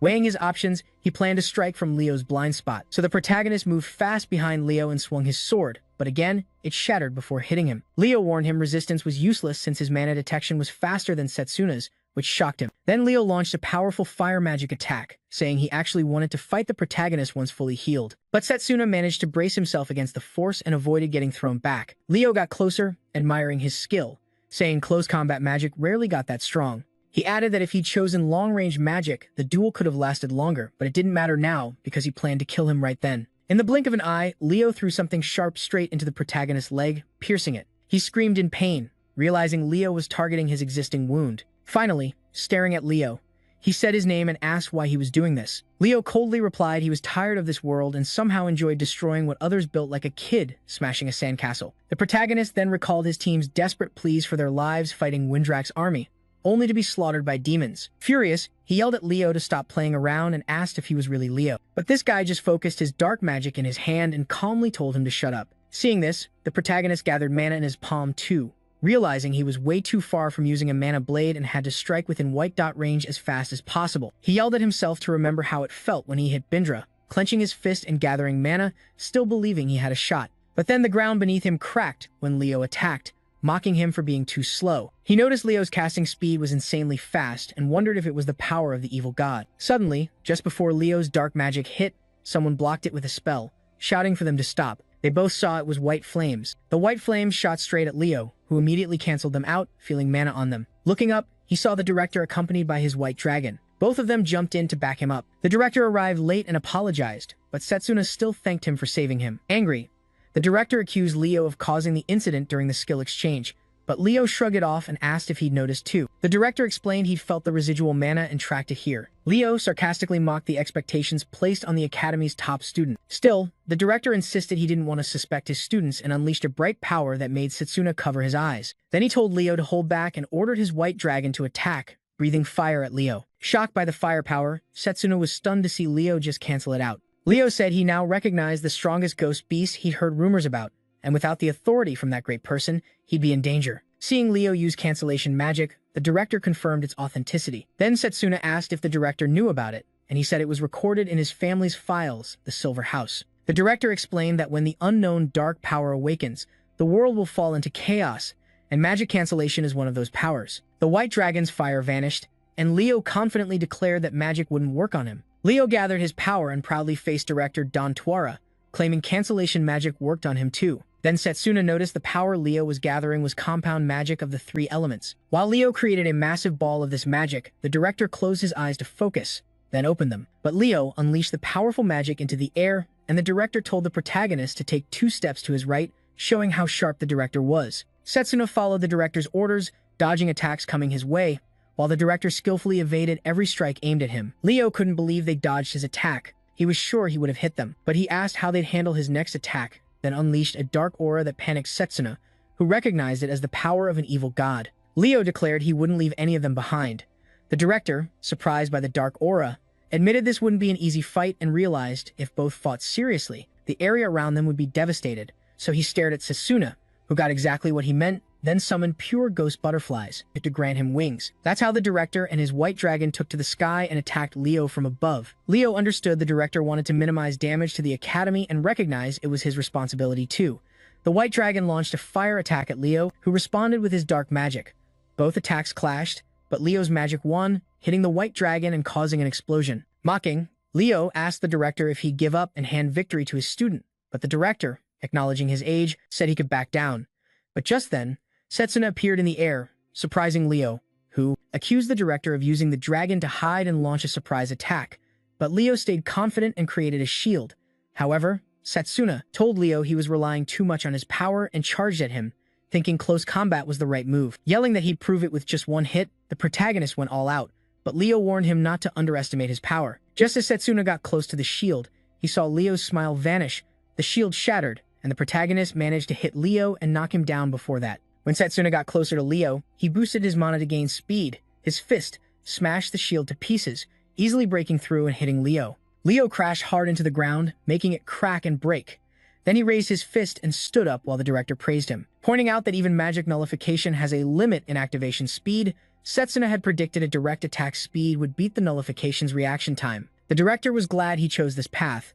Then he approached the director and said the problem was solved with that outcome. The director agreed, calling it a brilliant technique but suggested the protagonist tend to his wounds first. Suddenly, they both got shocked hearing Leo's voice. Leo stood up, saying he'd learned a lot and that Setsuna always went beyond his expectations. Setsuna was stunned that Leo could still stand after the hit. Leo wiped blood from his face, smiled, and gathered his power, shouting that now it was his turn. He unleashed his power on Setsuna, who immediately formed a mana blade to defend himself. When he tried to block, his sword shattered. Unable to dodge in time, he got hit and slammed into a nearby building, suffering serious injuries. Witnessing this, the director panicked and called out worriedly, wondering if Leo's magic was a combo of long-range magic and nullification. Meanwhile, Setsuna felt his consciousness fading as he recalled practicing long-range magic in his past life, able to hit targets easily from afar. At that, Leo taunted the protagonist, saying long distance was as easy as breakfast. But Setsuna, determined not to stand still, praised Leo's long-range skill. Leo laughed, sarcastically commenting on hearing praise from a master in that field, ramping up the tension. Then Leo suggested aiming for Setsuna's head next. Confused, Setsuna asked what he meant, and Leo told him to look behind. That's when the protagonist turned around horrified, seeing his comrades taken out one by one. He heard their voices accusing him of being a failure as a hero, a sore loser who couldn't save anyone, questioning why he hadn't helped despite believing in him. He woke up gasping for air. Someone called his name. Layla rushed to his side, relieved, telling him she was glad he finally woke up. He asked where he was, and she answered he was in the academy infirmary and had been unconscious for the last 3 days. The protagonist couldn't believe he'd been out that long. He gripped his blanket tightly, thinking it meant he'd been defeated again by the evil god. Layla looked at him sadly, but then the protagonist remembered something and asked how the director was. She replied he was probably in his room and Lionel had a meeting. Then Setsuna got up from the bed, which made her panic, and asked where he was going. He said he wanted to meet with the director and confirm something. She yelled it was reckless and that his body was still covered in wounds. But the protagonist just put his hand on her shoulder, apologized for worrying her, and begged her to let him go, which she silently understood. She looked at him worried as he left the room. Meanwhile, in the director's room, all the teachers were having a meeting. Then the director spoke up, telling everyone he was counting on them as they left the room. As they withdrew, Lionel commented they were going to be busy, and Cyrus replied that being counted on by the director felt weird. Suddenly, the director's room door slammed open and the protagonist shouted the director's name, who smiled and said he was glad he was awake and okay. And without wasting a second, he walked past Professor Cyrus, not noticing the anger burning in his eyes as Lionel approached. He grabbed Setsuna's shoulder and said he looked like he'd lost terribly. He suggested talking later, since Layla and Drago were worried about him. After saying that, Lionel walked away, leaving him alone. When he closed the door, Setsuna apologized to the director for disappointing him and asked what had happened next. He screamed in pain, trying to move. The director warned him not to get too excited, since he was still injured after losing consciousness. That's when he explained that after he passed out, Leo smiled and said he really wanted to finish them off but had used up too much mana that day. Suddenly, a crack opened beside Leo, who bent over gracefully and said it was fun and not so bad. Then he told the director he would leave and that they should meet again in the future. Though the director didn't want to let him go, he understood that beyond that portal was something unknown and that he needed to prepare his strength for it. After the director explained everything, he quickly replied that he understood and started thinking about the eyes inside the portal and the unknown existence. This made the director ask if he knew anything, which surprised Setsuna. That's when the director seriously said he wanted to know exactly what he knew. He took off one of his gloves and asked the protagonist if he also knew about that magic. So he asked him to explain how he knew. He expressed his wish to believe him, but Setsuna wondered if he should talk about the future, doubting the director would believe him, which made him clench his fist in frustration. Then the director asked if there was a reason he couldn't talk about it, and the protagonist stayed silent, deep in thought. Suddenly, he had an idea and told the director to check the awakening necklace. The director looked and was shocked to see that the blessing of the spirit of time had disappeared, so he asked if that meant it had already been used in a different timeline. Setsuna confirmed that was right and told the director that 10 years ago he had used the necklace's power because he had regrets. After explaining everything, the director said he understood the situation since he was killed and the evil god destroyed the world, and he mentioned that in this future it was hard to believe without proof, but the director knew that even with the spirit of time's power, going back 10 years, required unbelievably strong regret. So he stepped closer to our protagonist and comforted him, saying he had carried such a tragic burden alone until now. But from now on, he promised to be his strength. Surprised by this, he thanked him, excited, thinking he could finally face the evil god. Together with the director, maybe they could save the world from its doomed fate. The director then offered to teach him a second type of magic to counter the evil god. He raised one hand and revealed he had a unique power that didn't belong to any existing system: spiritual magic. Setsuna was stunned hearing this, but the director calmly suggested they move to a different spot. A moment later, they arrived under a huge tree. The director mentioned he used to train here a lot in the past, and Setsuna said he did too. Then, the director explained that spiritual magic involves merging with a spirit using mana as a catalyst, granting considerable power to the body. This kind of magic is different from usual magic systems, allowing unique combinations as its main feature. Setsuna couldn't believe such power existed. The director told him it was faster to show than explain. After saying that, he saw the director's eyes change and remembered how those eyes were the same when he fought Leo. Unexpectedly, the director suggested playing rock, paper, scissors, which left Setsuna confused. The director reminded him he couldn't train while injured, and they started playing. That's how Setsuna chose rock, while the director chose paper and confidently declared his win. Then he suggested playing again. This time, Setsuna picked paper and the director scissors. Next round, he chose scissors, but the director picked rock, winning again. After a few more games, the protagonist panicked because he couldn't win. The director explained that was one of the spirit of time's powers and eye. The precognitive, who could see a few seconds into the future, also told him there were several spirits in the world. If he made a contract with the wind spirit, he could fly with the power of the water spirit. He could pass through physical attacks. Setsuna was surprised, realizing that mastering elemental magic could give him that ability to use magic in multiple ways. The director then revealed Setsuna couldn't practice this magic until he made a contract with an elemental spirit, and that there was a crucial step to follow. Curious, Setsuna asked what the first step was. The director explained they had to try right then. He used his power to clear his mind and become one with nature. He instructed Setsuna to try feeling the presence of spirits since they exist everywhere in nature. Setsuna focused, thinking about becoming one with nature. He concentrated on the spirits, hoping they grant him the power to fight the god of death. But nothing happened. He felt nothing. Frustrated, he thought he couldn't sense a single spirit. The director, noticing his frustration, explained that it seemed Setsuna's temperament was working against him. Setsuna wondered what he meant, and the director said that to become one with nature, Setsuna needed to reach a trance-like state. He had to clear his mind to truly feel the spirits around him. Setsuna tried to focus but found it hard to control his thoughts. He kept thinking about how he was struggling to concentrate, and all he wanted was to get stronger. Seeing his distress, the director put a hand on his shoulder and calmed him down, telling him not to rush. He explained it took him 3 whole years to truly feel nature and connect with the spirits. Setsuna, realizing the god would appear in 5 years, thought there wasn't much time left. The director was patient. He asked what Setsuna meant. Setsuna said there was no time to waste. The apostles of the god of death could show up any time, and nobody knew when. The director was surprised at the mention of the apostles, so Setsuna explained that, like the god of death, they came from another world and had special powers different from magic. He added that Leo was definitely one of them. Setsuna recalled that before traveling back in time, he'd only managed to fight one apostle. That opponent was extremely powerful, and despite everything Setsuna had, he barely defeated him using ranged magic. The director nodded and mentioned that according to the Silverlock family records, there should be 12 apostles in total. Setsuna realized blindly there were others, like Leo, who wanted to bring ruin and destruction to their world. Understanding Setsuna's worry, the director reassured him there was no need to rush so much. Fear and anxiety sometimes invite disaster, and rushing things recklessly could be dangerous. Instead, he offered a solution: joint training in the dungeon. He thought it would be a great chance for Setsuna to gain valuable insight and grow stronger. Setsuna was curious about this joint training and asked for more details. The director said Lionel would explain everything in detail. The training would be a chance for Setsuna to push his limits, get stronger, and improve even more. However, he also warned it wouldn't be easy and advised Setsuna to get plenty of rest before it started. Leo was released into a dimly lit place that looked like a castle. He apologized for being late and stepped forward. Then Zagan, the 10th apostle, commented that Leo had some nerve to do that, wondering if Leo was still stuck in his old ways. Then the apostle walked upside down on the ceiling and mentioned he'd heard Leo had messed with the wrong student. He wondered how Leo managed to get into so much trouble, especially after Bachi ran away after Leo defeated him. Poker, the 9th Black Apostle, asked how Leo planned to clean up the mess. Leo, the 12th Apostle, apologized, explaining he'd been so caught up catching up with an old friend that he got carried away a bit. Annoyed, Zagan told him to wipe that smile off his face because it bothered him. As Zagan and Leo stared each other down, Zagan prepared to attack, but someone far off intervened, saying their behavior was dumb, especially for apostles. The man reminded them they had to avoid doing anything that might get in the way of their god's ambitions, and surely they knew better than that. The man was Satan. The second apostle pressed them both with his power and asked if they had anything else to say. Zen paused, and pointing at Leo, asked if Satan planned to deal with the kid who hadn't even finished what he started.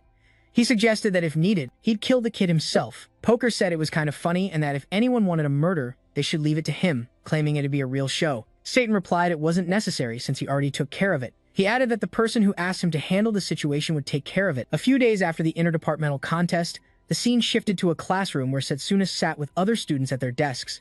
Layla approached him, asking if he was sure he could attend class.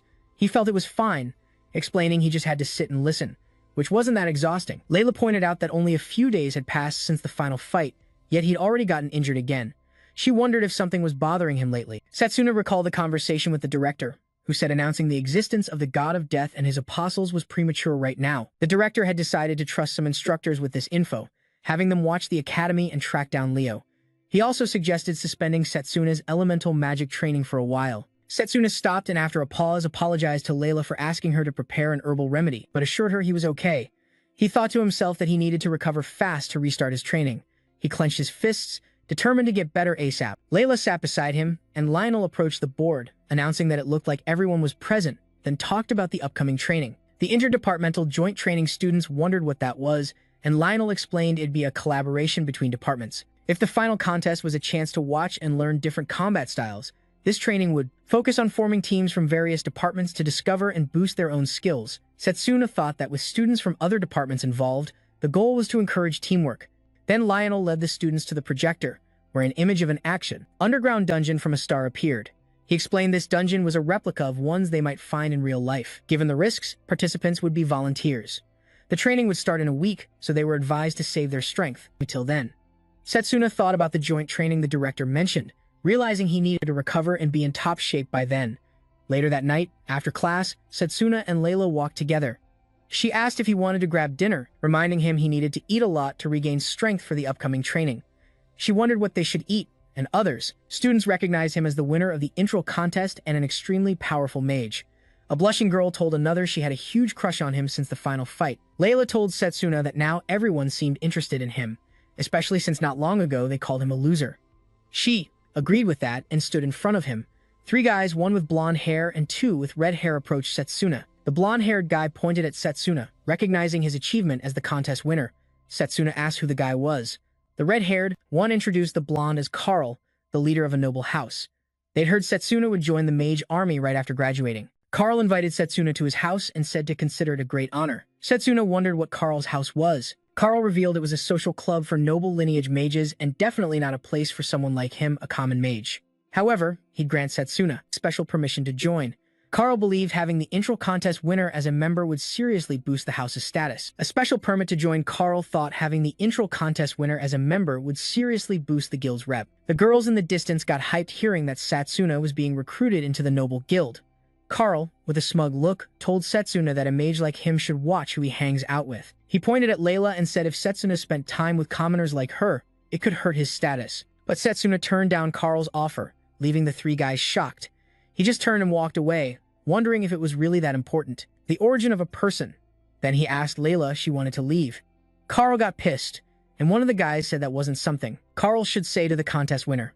Carl, furious, pulled out a chain and demanded, eyes blazing, to know how Setsuna dared insult nobles. He was about to attack with a chain-forged sword and lunged at Setsuna. Calmly, Setsuna turned her head and saw Layla step forward. She stopped Carl, saying dueling without permission was against academy rules. Then she made it clear that if anyone was being rude here, it was Carl. Carl's attack stopped, and he fumed, wondering how a pleb like Layla had the guts to stop him. The other two guys looked at Carl, worried if he was okay. Carl, grudgingly, withdrew his hand from Layla, and the three left, with Carl planning to tell his dad about the incident. Layla smiled at Setsuna, and he thought to himself that she was growing up too. Right then, someone else called him, and he wondered who it could be. It turned out to be Carol, waving and saying she was glad to see him getting better. Carol smiled and said it was all thanks to him, so she wanted to properly thank him. She asked him to come to her room for a moment and even blushed a bit. Layla wondered what was going on. The scene switched to Carol's room. Carol welcomed Setsuna, Drago, and Layla, telling them she was cooking a meal to thank them for saving her life and that it'd take some time to finish. Setsuna, still feeling awkward, insisted she didn't have to do that. Carol reassured him it was nothing and that if he waited, the food would be ready soon. Layla offered to help Carol, pointing out it'd be a lot for one person. Carol thanked her for the offer. Layla thought Carl had only invited Setsuna for the meal, but then Drago, confused, asked why he was invited too. Carl smiled and said, "The more the merrier." Carol and Layla headed to the kitchen where Layla commented she'd never seen anything like this before. She had no idea foods like this existed for recovery. Carol explained those were called recovery foods. Setsuna, looking around the room, thought about what the director had told him. Carol basically had no memories related to Leo and might be suffering temporary amnesia from shock, but Leo might have entered her memories. Even though they were thankful she was okay, Setsuna couldn't shake the feeling someone might come after her again. Drago asked what he was thinking about so intensely, but right then, a loud noise came from the kitchen, almost like an explosion, making him anxiously wonder if Carol and Layla were training inside. Drago was surprised too. Then Carol called Drago into the kitchen to help. When he entered, she handed him a tight apron, making him wonder if he really had to wear it. She apologized, explaining the only apron she had was a maid's. They kept preparing the meal together, and soon it was ready to serve. Just as Setsuna was about to sit down to eat, Layla mentioned they'd gotten carried away and made way too much food. Setsuna smiled, saying everything looked amazing and since they worked so hard cooking for him, he'd finish it all. He took a bite, thinking if eating well boosted his physical strength, he could eat as much as he wanted without getting sick. While he kept eating, Layla came over and asked if he wasn't pushing himself too hard to eat. He smiled and reassured her everything was fine. Then he asked who had made the egg soup since it tasted incredible. Drago, smiling, said it seemed like Setsuna liked the food he made and there was still plenty left, so he should keep eating. Setsuna asked for another bowl. Carol was surprised that her cooking paled in comparison to Drago's. Everyone kept enjoying the food, and Setsuna thought it was nice to spend time like this with everyone. It reminded him of the days before he traveled back in time, when he and his friends spent every day together in peace and happy. Bindrak had been the one to rip that peace away, but Setsuna swore it wouldn't happen again. He wouldn't lose to Bindrak or anyone else. The scene changed to 2 weeks later, the day of the joint dungeon training. A big group of students gathered in front of the dungeon door, chatting excitedly. Drago and Setsuna were among them, and Drago commented that Setsuna looked healthier that day. Setsuna said he felt great and way better, all thanks to the recovery food Drago made. He really appreciated it. Drago assured him it was no big deal, saying it was the least he could do for a friend. He added the recovery food only worked if they ate it regularly. Setsuna thought to himself the dungeon training should be a breeze with Drago on his team. He could trust him completely.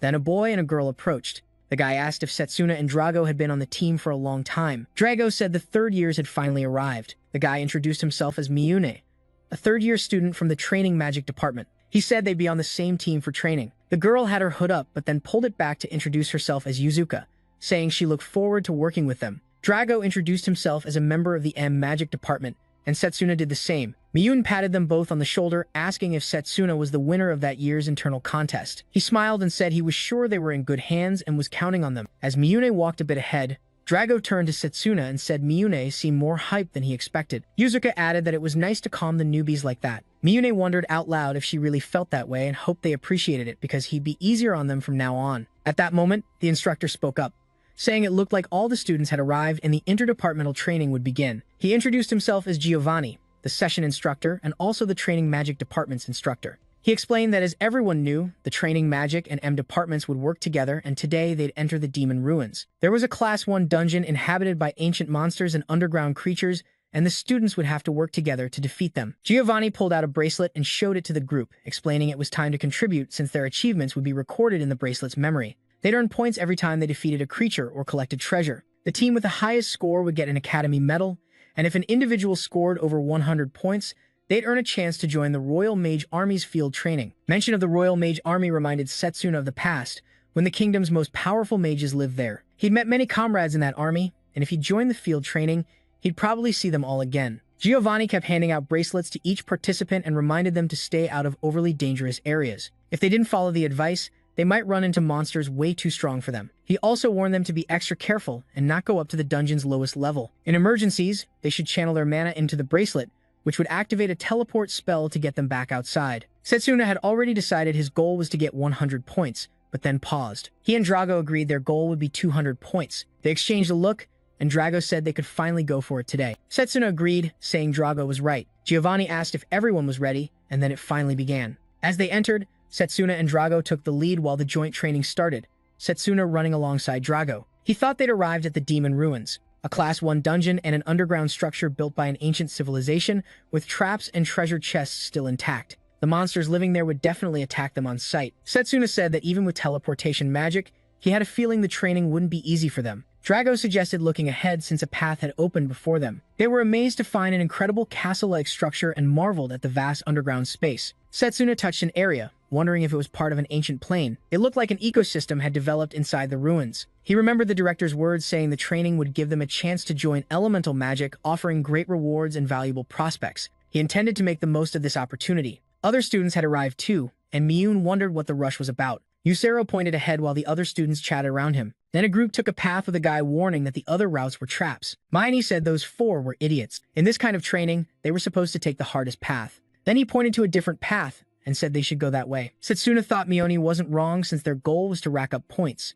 Mayoni asked if Setsuna would come, and feeling uneasy, Setsuna touched a wall and realized it was fake. Drago asked what it was, and Setsuna explained the plants growing on the wall were at a different growth stage, hinting at another space beyond it. Mayoni wondered if the growth stages were just a coincidence, but Setsuna disagreed, saying he could hear wind coming from inside. Just as he was about to explain, Drago hit the wall to see what was beyond. Setsuna looked at the new path and suggested they take it. He and Drago rushed forward while Mayoni said they'd gotten an amazing lead, which was seriously impressive. With some luck, they'd rack up a lot of points. As Setsuna and Drago climbed the stairs, a massive boulder suddenly rolled down from above. Setsuna quickly drew his sword to smash it, and chunks of rock fell down the stairs, forcing Drago and Mayoni to dodge. Setsuna looked at Drago, wondering if he was ready for action. Drago clenched his fists, eager to prove himself. He said he wanted to make a good impression and show how powerful magic could be. Plus, he couldn't let Setsuna beat him. Suddenly, with a flash, several arrows shot toward them. Setsuna dodged them skillfully, and then destroyed the source of the arrows.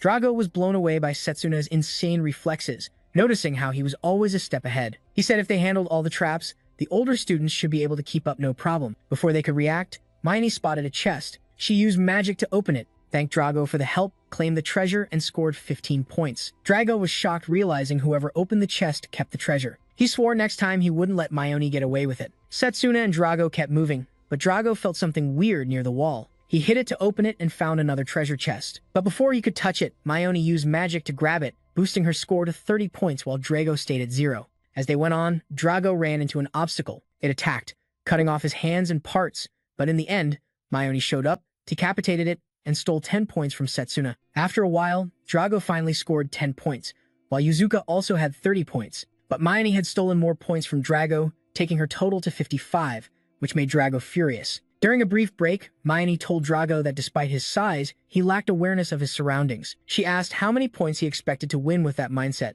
Setsuna thought over the situation. Though the rules didn't require the group to split items fairly, he felt stealing from younger teammates was wrong and older students should act with more integrity. Yuzuka asked Mayoni if she heard that. Mayoni mocked them, saying they were just losers, who couldn't fight and only complained about the rules. She pointed out that people were there to be taken advantage of, so if they were so upset, why not try using their skills against her? She claimed that despite the complaints, they clearly lacked the ability to do so. Setsuna thought to himself not to underestimate Mayoni's formation magic, which used magic circles to move objects freely, super convenient and good for catching opponents off guard. But it also had its downsides. He looked at Yuzuka, wondering why she'd been so focused on attacking monsters from the start. He didn't care about stacking points, so maybe he had some hidden reason. As they went on, Yuzuka had 50 points and Miyun had 80. Miyune bragged that after a few more wins, she'd have all the points she needed. Setsuna had 35 points, and Drago still only had 10. They entered a dimly lit room, and Setsuna felt a creepy presence in the air. In the center, something was placed on a throne. Without hesitation, Miyun used her magic to grab the object, but the moment she did, a dark aura emerged from the treasure, leaving Miyuni stunned. Setsuna immediately knew what was happening and rushed forward, pulling Miyun away just in time as a powerful lightning attack blasted from the treasure. A hand rose from the chest, followed by a monstrous creature. Even though this was just a level 1 dungeon, the monster's presence and strength felt way more threatening than anything they'd faced so far. Setsuna instantly recognized it as King Noif, the Death Monarch. He heard the whisper of dark flames. Anyone who hits it will be trapped in a nightmare. The monster growled, wondering who dared to interrupt its slumber, warning they'd pay with their lives. Drago was shocked the monster could actually communicate with them. Setsuna quickly warned Drago it was dangerous and said he'd handle it, telling Drago to stay back and leave the monster to him. Drago, thinking about points, wondered how many he'd get if he beat the creature. The monster launched an attack at Miyuni, but Setsuna jumped in to block it, deflecting the strike with his sword. Drago tried to hit the monster, but it conjured a barrier that stopped him cold. Drago was surprised. He'd cast a magic circle from so far away, and as he stepped back, he thought the guard probably saved him from serious harm. The furious monster charged at them, declaring it would finish them off. It conjured multiple magic circles at once, and Setsuna thought to himself that, with that kind of smarts and magic, this monster had to be at least a 4-star level. All the attacks hit simultaneously, and a magic circle appeared right in front of Miyun. Setsuna yelled for her to wake up just as Drago sliced through the magic circle near Miyun, saving her from the attack. Miyune came to, and Drago reached out to help her up. Miyune accepted Drago's help to stand, but Setsuna quickly noticed 2 more magic circles forming around Yuzuka. She wasn't moving, just standing still. Setsuna reacted fast, jumping to grab her and get her out of danger, asking if she was okay, and she felt grateful he asked. Setsuna felt something was off. Yuzuka was acting strange, but he wondered if he was just overthinking it. Meanwhile, Drago was cutting through the magic circles, clearing a path. Setsuna touched his bracelet and told Drago to use something. Drago got it right away and said he'd been thinking the same thing, but Miyuni had no idea what they were talking about. She thought it wasn't her business and only cared about grabbing the points and getting out ASAP. Drago looked at Miyun and asked if she really planned to pull the same move again. Miyun denied it, saying she wouldn't do that to the person who saved her life.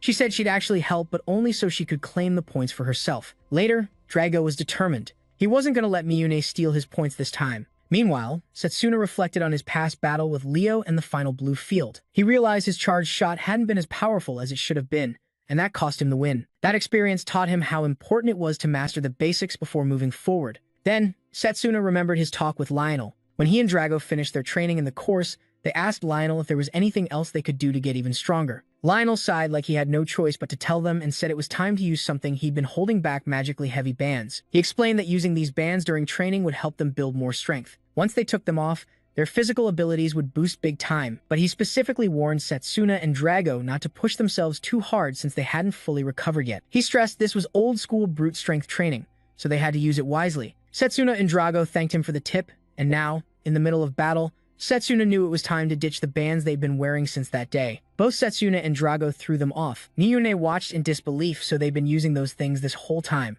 The monster summoned another magic circle, getting ready to attack. But with their restrictions gone, Setsuna and Drago activated their physical boost and charged at the monster with insane speed, dodging attacks effortlessly and countering with quick, powerful strikes. Drago lunged at the monster, aiming a strong kick, but the creature managed to block it. Drago smirked, saying that block might have worked before, but now it was way too late. Before the monster could react, Setsuna and Drago landed a devastating hit at the same time. Miyune was shocked. How were they this skilled? A huge explosion rocked the whole area. When the dust cleared, King Noif was finally down, and their points shot up to 50 each. Drago guessed the points were split evenly since they'd taken the monster down together. Miyun, stunned, couldn't believe what he'd just witnessed. Was this really the full extent of their abilities? No, he'd never seen a Mahou Shoujo student this strong before. Right then, Setsuna turned to call Drago, but he was gone. Suddenly, the ground shook violently, a massive earthquake hit the dungeon, and cracks started forming beneath their feet. Miyun lost his balance and almost fell, but Setsuna caught him just in time. Then they noticed something alarming. A swarm of terrifying monsters appeared in the distance. The creatures roared, eyes full of rage, and in seconds, they charged at the students. Panic broke out as the students tried to run. Setsuna's heart pounded hard. What the hell was going on in this dungeon? As the monsters closed in, Setsuna, Drago, and Miyune started taking them down. Setsuna told them to only focus on the monsters' heads. While Miyune was killing them, he noticed they weren't earning points for the kills. He realized if Setsuna hadn't figured it out, this would have been the worst time to fight these creatures. While killing the zombies, Setsuna deduced that monsters revived by dark power didn't give points because they kept coming back. Drago said there was no value in those creatures at all. Miyune added that those monsters looked way out of place in a one-star dungeon. Setsuna felt an aura coming from below. He asked the others if they could sense the dark magic rising from the ground. Miyune, skeptical, asked if Setsuna was sure he wasn't imagining it. Setsuna was certain, thinking the source might be Yuzuka. Drago decided to head down first, and Miyune wondered if he should follow. Setsuna said there wasn't really a choice and asked Miyune what he planned to do without them.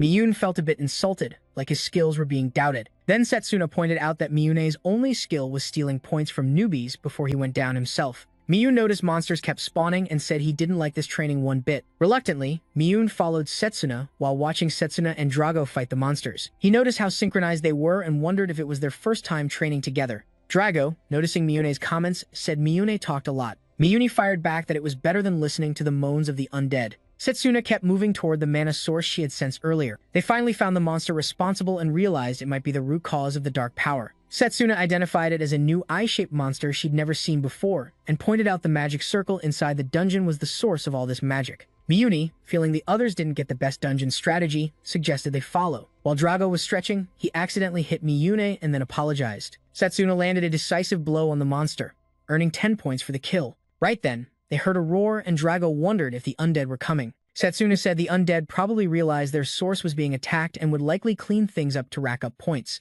Drago, eager to blow off steam, was ready to face the undead. Miyune wondered if Setsuna and Drago weren't scared, while he, as a student, could only stand there frozen. He needed to get 100 points and get out of the dungeon as fast as possible. Setsuna then asked Miyune about Yuzuka. Miyune wasn't sure either, but guessed she ran off scared. But Setsuna wasn't satisfied with that answer since Yuzuka didn't seem scared even when they faced the Knife King. Setsuna had been feeling a weird vibe from her, plus there were monsters they'd never seen in a one-star dungeon that breathed dark magic, making her uneasy though she might be overthinking it. She suspected one of the apostles might be behind all this. If that was true, it'd be dangerous for Drago and Miyune to be there. She hoped Layla and the other students were safe. Drago noticed the undead heading their way and suggested they start hunting. He started smashing the undead, with Setsuna and Miyune helping out. Everyone was racking up points, and after clearing the monsters, Setsuna had 225 points. Drago had 210, while Miyune had 125. Miyune decided it was better to leave.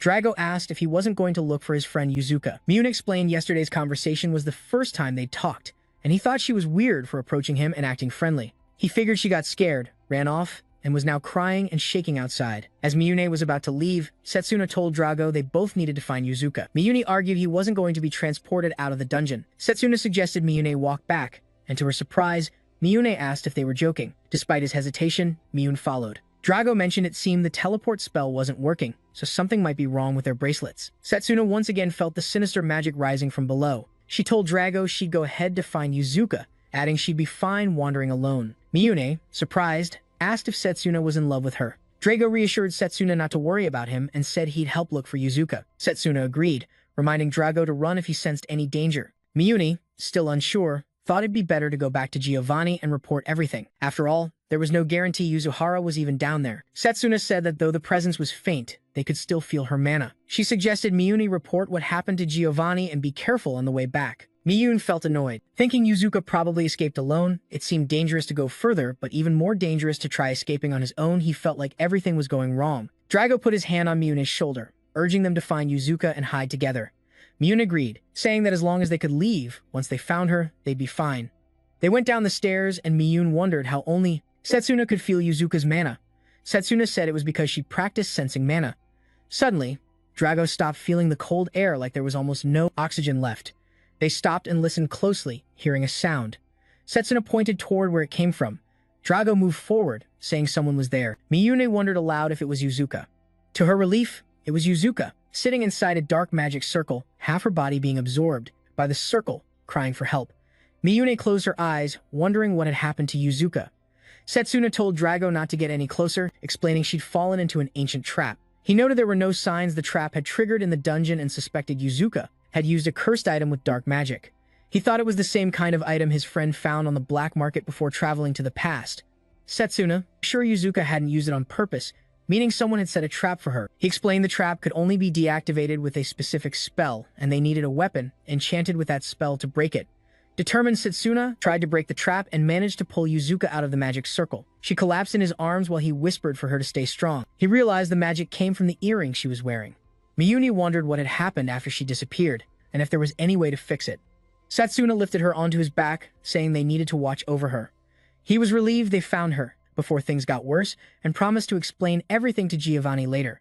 He was sure everything happening there was because of the Apostles' influence. Drago watched, noting how strange everything was, but reminded them their priority was escaping with Yuzuka. Setsuna asked Miyune to try the teleport spell again. Miyune tried but found it wasn't working. She wondered aloud if Giovanni had given her a faulty one. Then Setsuna tried using his bracelet, but it wasn't working either. Drago suggested they leave before things got worse. Just then, a roaring sound shook the ground, and they wondered if it was an earthquake. They needed to get out fast. Drago told them both to follow him closely. Miyune thought there was never a dull moment in these damn dungeons. Suddenly, rocks started falling in their path, and Drago urged Miyune to hurry. But it was already too late. The debris had completely blocked their way out. Setsuna suggested they take a safer route. Meanwhile, Layla and her group moved through the dungeon, calling out to see if anyone was nearby. They heard someone screaming for help and found a boy trapped under rocks. They quickly helped him out, and Layla used healing magic to stabilize him. The boy said there was someone else behind the rubble. Layla hoped Setsuna and Drago were okay and that they could find them soon. Meanwhile, Setsuna and his group sat near the fallen rocks with Drago, wondering if they could use a charged bullet to break the debris. Setsuna said that would be dangerous since it might trigger another earthquake. Drago said they had a good chance to get out once the rocks were cleared. Setsuna agreed but warned they had to be careful because of the lack of oxygen. While Drago thought about a solution, Setsuna said there was a way, but they'd have to go deeper into the dungeon to do it. However, they couldn't do that with Miyune and Yuzuka in their current state since it'd be hard to carry both. Setsuna decided to go alone to investigate. Miyune wondered if Setsuna had a trick up his sleeve. She knew Setsuna was insanely strong, but there could be even stronger monsters deeper down. She hesitated, not wanting Setsuna to risk his life. Setsuna wasn't sure, but guessed the earthquake was the dungeon waking up. The teleport spell failing was probably due to the huge amount of mana around them, making the place no longer a one-star dungeon. Drago commented that Setsuna was sharp for figuring out what was going on almost immediately. Setsuna believed it was because he'd experienced something similar when he traveled to the past. Miyune told Drago to hang back and wish Setsuna luck. Setsuna calmed them down, saying, "Don't worry, I'll be fine," and asked Drago to mark the path they took. Then he left, promising to find a way out of the dungeon. Meanwhile, as Setsuna delved deeper, he wondered if he could beat the dungeon boss using only Meli's magic. If he had fire or purification magic, dealing with the undead would have been way easier. Meli's magic mostly relied on physical attacks, and its biggest drawback was the difficulty in casting elemental magic. Still, for some reason, he felt a fuss-swirling power inside him. Meanwhile, Drago was clearing rocks, and Miyune watched him, thinking he once believed Drago winning Meli's magic contest was a fluke, but now, seeing Drago's strength, he realized that wasn't true. Both Drago and Setsuna had been training hard while he'd been using dirty tricks. He felt like an idiot all of a sudden. Then they heard a voice asking if anyone was there.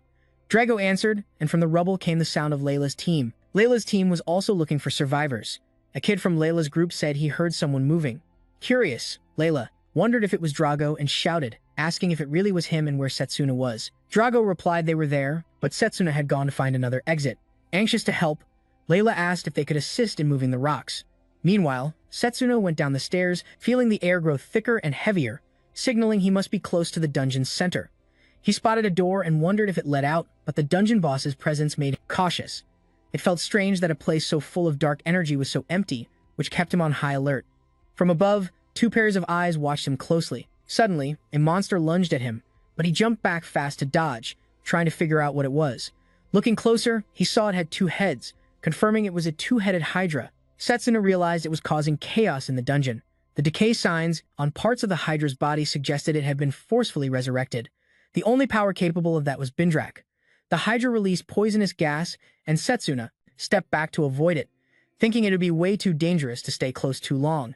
If he didn't handle it soon, things in the dungeon would only get worse. He took a deep breath of fresh air, reminding himself he needed to take down the hydra ASAP. He charged forward, slashing it with his weapons. Despite multiple hits, he rushed to the creature's back, recalling his last fight with the hydra. He remembered it didn't die until its heads were decapitated, so he focused on attacking one head at a time. He noticed his attacks were really effective against a tough skull, so he aimed for the weakest spot, determined to cut at least one head off. The hydra's second head attacked him with acid, and though Setsuna dodged most of it, some splashed on his clothes, melting them. He thought if the acid had hit him directly, he wouldn't have survived. Suddenly, the second head regenerated, and he realized the hydra had undead-like regenerative powers. The fight would never end if he kept cutting one head at a time. He needed to take down both heads at once. With his ranged magic, he could have spammed spells and won easily, but he wanted to try a technique he'd been training for. He recalled the moment he couldn't pull it off. Then Lionel came over asking if he was practicing dual wielding. It was impressive that a forest student tried such a technique, but it seemed Setsuna's body couldn't execute what he'd visualized in his mind. Lionel explained how hard it was and that they first needed to master mana control inside their bodies. Setsuna thought about how important commanding his mana was. He had been thinking about his body as it was before time travel, but he realized his current body was different thanks to continuing basic training while recovering. He'd gotten pretty good at controlling his mana, but this was the first time trying the techniques. From that day, he focused on first grabbing the sword he was most familiar with, then drawing the second sword to attack. He tried, but his sword felt weak. Just as he was in the air, the Hydra's tail slammed into him, smashing him against the wall. Still, he managed to regain his balance and got ready to try again. He realized he was burning way more mana than he'd expected. Once again, the Hydra attacked him with acid, but he moved fast, thinking if it slowed him down, he'd be in serious trouble. If it hit him again, he knew his body wouldn't survive. He couldn't afford to die, so he took a step back. Thinking this was his last shot, he took a deep breath, focusing all his energy, reminding himself he couldn't lose focus now. He launched a high attack at the wall, then jumped, using both swords to unleash a flurry of cuts. After a series of attacks, the Hydra's heads finally dropped just like Setsuna expected. It couldn't survive losing both heads and had probably hit its regen limit. He looked at his wounded hand, thinking his dual sword technique still wasn't perfect. He needed more training if he wanted to use it smoothly. Suddenly, Giovanni appeared, clapping and said it was impressive that Setsuna defeated his creation using only melee magic. He figured Setsuna had really surpassed Leo that night. Setsuna turned to Giovanni, and Giovanni said Setsuna didn't look as surprised as he expected, almost like he'd anticipated him. Setsuna replied it wasn't the first time something like this happened, and he was always prepared for anything. Giovanni admitted he respected that mindset, knowing those with narrow views couldn't survive on the battlefield. But Setsuna had both exceptional combat skills and a sharp mind. Then Setsuna asked two questions: if Giovanni was one of the apostles, and why he was doing this. Giovanni answered that after seeing Setsuna fight in the intramural contest, he thought, what a specimen. He wanted to get his hands on Satsuna's corpse and turn him into an undead puppet, just like he did with Yuzahara. Setsuna realized Giovanni was behind Yuzahara's transformation. Giovanni explained that Yuzahara eagerly volunteered to be his guide but had high expectations. Still, she was annoying, getting too close and taking his earrings with no suspicion. Someone foolish like her should consider it an honor to be turned into an undead, Giovanni claimed. Setsuna clenched his fists, his anger rising. Enough, he shouted. He swore he'd make Giovanni pay for everything he'd done. Meanwhile, the other students were exhausted from moving rocks, complaining they couldn't go on like this anymore. Finally, Drago spotted Layla and was overjoyed to see she was okay. She was happy he was fine too. Drago thanked everyone for their hard work and said they just needed to find the dungeon exit. Layla said she had no clue where they were, but she also noticed the earthquake had stopped, and the red light was much dimmer now. Drago guessed Setsuna had defeated the dungeon boss, no doubt. Then he pointed out the bracelet was reacting to his magic. When Layla saw it too, she suggested they head up and find a spot where teleportation worked. Drago asked Layla if she could take the lead since Setsuna had returned, but he needed to go check on him. Layla agreed and said they'd wait for both of them outside. Drago thanked her and left. Meanwhile, Setsuna was furious at Giovanni and swore he'd make him pay for what he'd done. Giovanni said it was easier said than done. Enraged, Setsuna tried to hit Giovanni, but Giovanni used Frost Ghost to turn into ice, and Satsuna's blow shattered the ice. Setsuna was shocked. Seeing this, he suddenly felt a sharp piece of ice hit him. Giovanni was some distance away, saying melee magic was a crude, inefficient branch of magic, only useful in close combat. Setsuna thought he didn't believe Giovanni would just take a hit from such a pathetic attack. Setsuna realized Giovanni. He was the type to trick opponents and strike when they least expected it. He also knew he drained a lot of mana fighting a Hydra and needed to finish fast before running out of energy. He lunged forward, thinking Giovanni's magic worked similar to the formation magic Miyun used. There had to be some kind of mechanism linked to how he teleported. While Setsuna readied another attack, the same ice appeared to block it. She looked back and noticed a magic circle forming where Giovanni had teleported. Another ice attack hit him, and Setsuna realized her body was sluggish from the poison she'd taken earlier. After the attack, Giovanni mocked her. He said Setsuna was getting sad and asked why he didn't just quit while he had the upper hand. Setsuna yelled at him to shut up. He swore he'd never forgive Giovanni for what he'd done and promised to break the curse he'd placed on Yuzuka. Giovanni replied, saying Setsuna seemed to know exactly how to break the curse. Giovanni didn't get why Setsuna cared so much about Yuzuka, but he explained she was his prize for luring him there successfully. Giovanni grabbed Setsuna's hair and yanked it, telling him to just swear loyalty to him. Furious, Setsuna refused and slashed Giovanni again. However, Giovanni appeared a bit farther away, and Setsuna lunged at him to attack. Giovanni realized Setsuna had figured out his magic. Setsuna's strike cut off Giovanni's arms, but he stayed calm, saying Setsuna was a fast learner. He regenerated his arms and declared he had to add Setsuna to his undead collection. though it seemed he still had a lot to teach him. Setsuna realized Giovanni was undead too. Giovanni confirmed this, explaining he was on the brink of death when Bindrak appeared and granted him immortality. Giovanni was reborn as Bindrak's ultimate masterpiece, seeing humans as weak creatures who age and fall apart easily. He found that pathetic and believed his mission was to give humans true happiness by granting an immortal body to those who deserved it. Then he looked at Setsuna and told him that since he had no strength left to fight, he might as well give up. Setsuna felt weak, his head foggy. He knew he had to find a way to beat Giovanni. Just as his strength was fading, he sensed someone was coming. Giovanni started chanting dark magic under Setsuna, telling him to be speechless.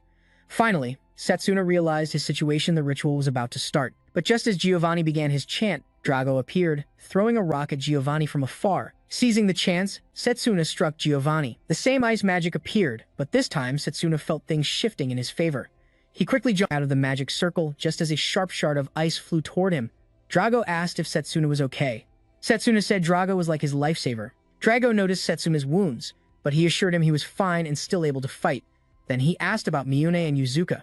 Drago explained that everyone getting out of the dungeon, and Layla and the other teams